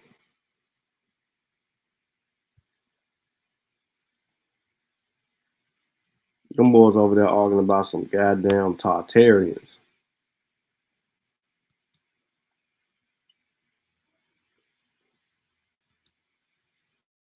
Hold on. Hold on 1 second, y'all. Okay, y'all still can see. I didn't think y'all could see. The screen went blank.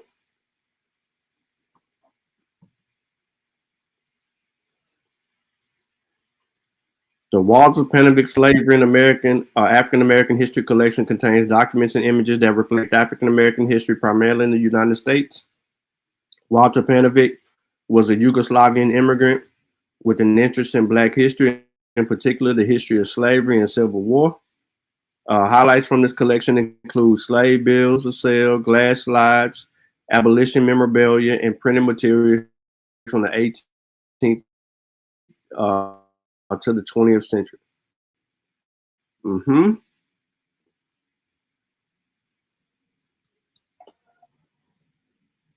think somebody hit the link. Hold up, let me see. Yeah, there you go.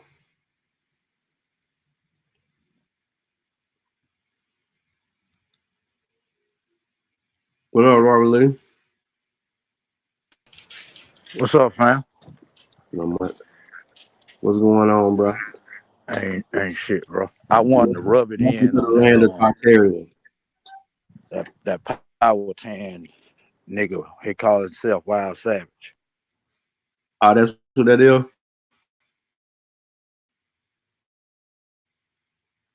Hey, this go. See, he's saying Spartanburg now because I got on his ass about he say his family from Gaffney County, right, South Carolina. He said it's a county in South Carolina named after his family, and he said it was Gaffney County, but it is no Gaffney County in South Carolina. It's a city called Gaffney City. So I asked him, did he mean that? But he already knew he was calling a lie. But he showed a grave site. I guess one of his grandparents was named Gaffney and was trying to say the city was named after him. But when you do the research, it tell you who the city was named after. The guy, I think his name was Robert Gaffney. But he a way bigger bozo than that. Can you put me on the big screen? Put my avatar on the big screen. Yeah. Hold on 1 second. I'm gonna show you how. You want me to take his primary off? Okay, go ahead. Put you on the big screen. I want to show you this nigga. No. I'm gonna put you on the big screen. I'm gonna take my primary off. You don't mean nothing to nobody. There you go. Hold up, let me try to find it. Damn it, where it go?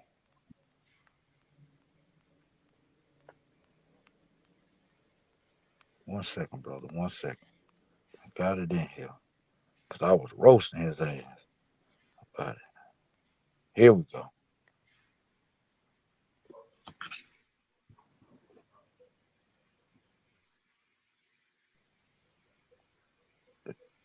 That's your boy right there. That's the Powhatan, whatever you call him. His name, he called himself Wild Savage. You see the headdress he got on? Huh? Yeah, he don't walk around out east like that. Oh, I know. I already know. He claimed he do, but I already know. But you no, see don't. That headdress he got on, right? I don't see no nigga in Nashville wearing that. I'm pulling over and pulling up instant. Hey, brother, if I ever run into a mother with some shit like that, I probably do the same thing. But look, it go deeper than that. Because when questioned about it, right, he said it was passed down to him, which you can't get that passed down to you if you're a real Native American. But a quick Google search on Amazon revealed that he ordered this shit off Amazon for $109. And up here wearing it online, talking about it was passed down to him through his bloodline of chiefs. This shows you the level of delusion these people got.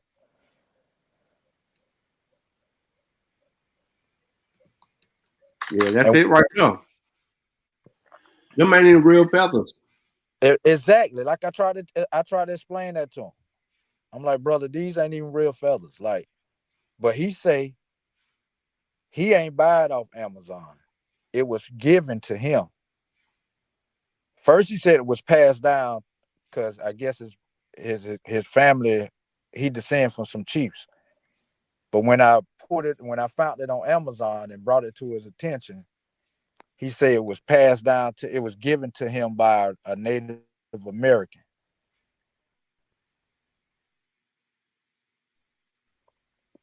Interesting. But I'm like, you got to be a big time goofy to get online with this shit on and make up this story to try to convince people that you Indian. Yep.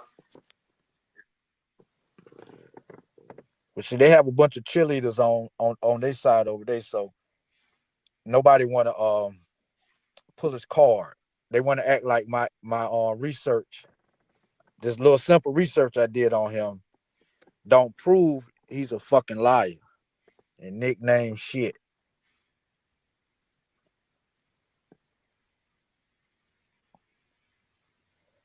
But I just want to come add my 2 cents on that nigga right there, because I've been getting at him. It was funny for you to get at him. And he up there talking that he come from some black slave owners in Charleston. I've been trying to get at him about that, trying to make him show his people name on his slave schedule, because his only evidence is a slave schedule he keep bringing up, but he won't point out who his family is on that slave schedule, like which one of these slave masters you related to. He said it. Which one he said? He said he gave somebody a name. He said his granddaddy was the slave master. If it was Michael Gaffney, that's a white man. Because I brought that to his attention too, because he got the last name Gaffney. And I looked up Gaffney slave owners in Gaffney, South Carolina. And they brought up 2 of them, Gaffney and Martha Gaffney. No, Maria Gaffney, I think. Told how many slaves ain't no black slave owners in Spartanburg. Yeah, I know. I already know, but I'm talking about, see, he said his family was from Gaffney, South Carolina. That's like outside of Spartanburg. That's in Cherokee County. But he had the story mixed up because he said it was a county called Gaffney County, but there is no Gaffney County in South Carolina. It's a city called Gaffney in Cherokee County. But they ain't from around here. They don't know shit about South Carolina, so they wouldn't know that. Him telling them, oh yeah, my peoples, it's a whole county named after my peoples in South Carolina. these motherfuckers will believe them because they don't know nothing about South Carolina. But me being from South Carolina, I'm like, ain't no damn county named Gaffney County in South Carolina. Where that shit at?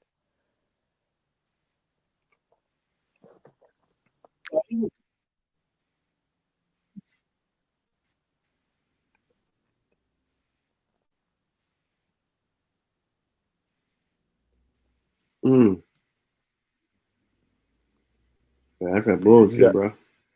Hey, that's some mental. They got some serious mental problems. Then he try to lie on Nashville.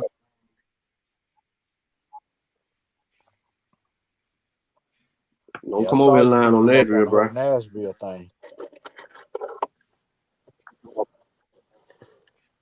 Yeah. Yeah, he must be ain't know you was from damn Cashville. I don't like the lies, bro.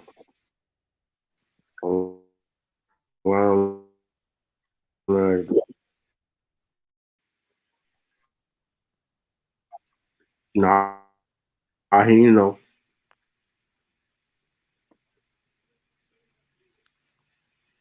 He younger. He don't know. So when he said chill, that let me know his age. Cause that's my little cousin. Yeah.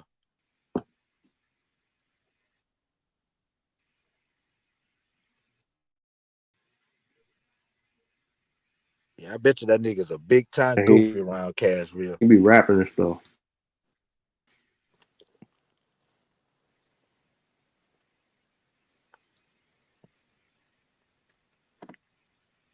Right? What this is you showing on the screen right now? You now? can't convince me that you've been in this land.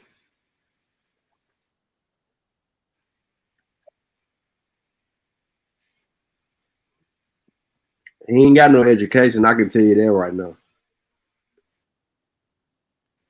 Oh yeah, if you listen to him talk, He ain't even got GED. You can tell he's slow.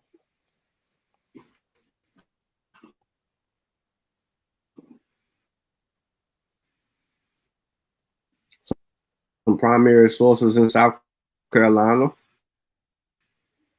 from around the way where he at, where he from, supposed to be. And this is a slave ad for 10.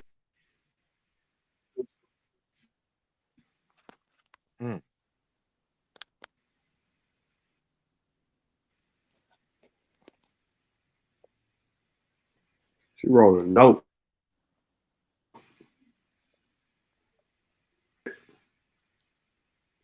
$10 for the runaways. ABOS. That's the rest of the runaway ad. $10.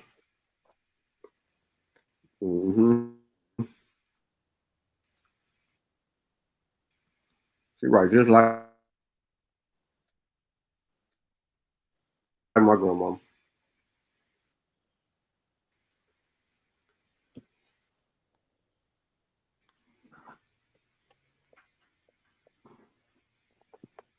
Slave ads and recipes. Hit the link.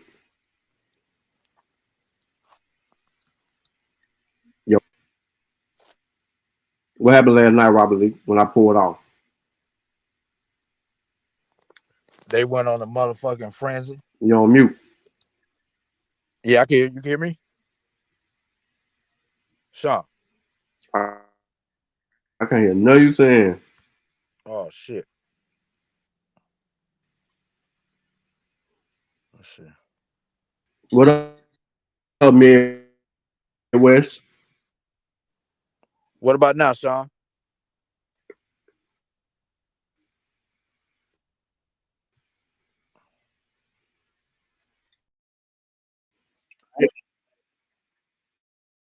I ain't going to TikTok. You know? Here you go. If I Acting like Yoda. I hear you. Can you hear me?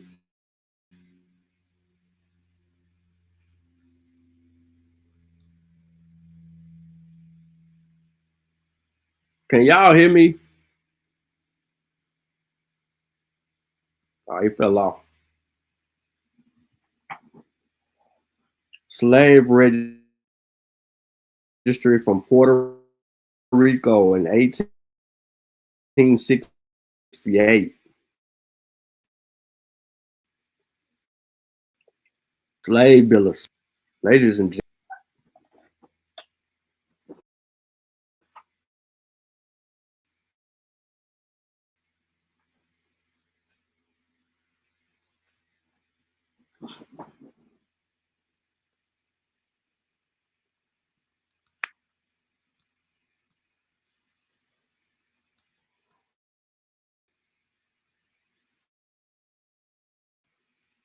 $1,150 on the ceiling of delivery of the present.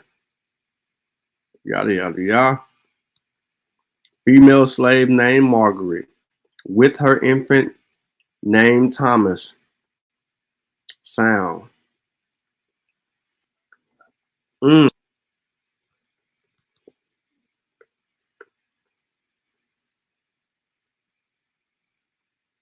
heard him, but I don't know what the hell happened. I knew I sounded like I was in the Matrix. That's why I stopped sharing my screen. But look, man, I ain't gonna hold y'all, man. I'm finna get out of here. I ain't finna do no long show. There was a lot of information to read in this show. Hopefully y'all go back and learn something. Make sure y'all like the show, share the show, tell a friend, tell a friend. Share that Dulcinea video with all your friends on TikTok, Facebook. Yeah, well. We ain't got no fight today from the ABOS. They scared.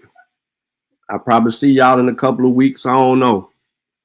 But I got a lot of work done while I was not going live. And so now I can come back out and fight. On that note, man, I'll catch y'all later.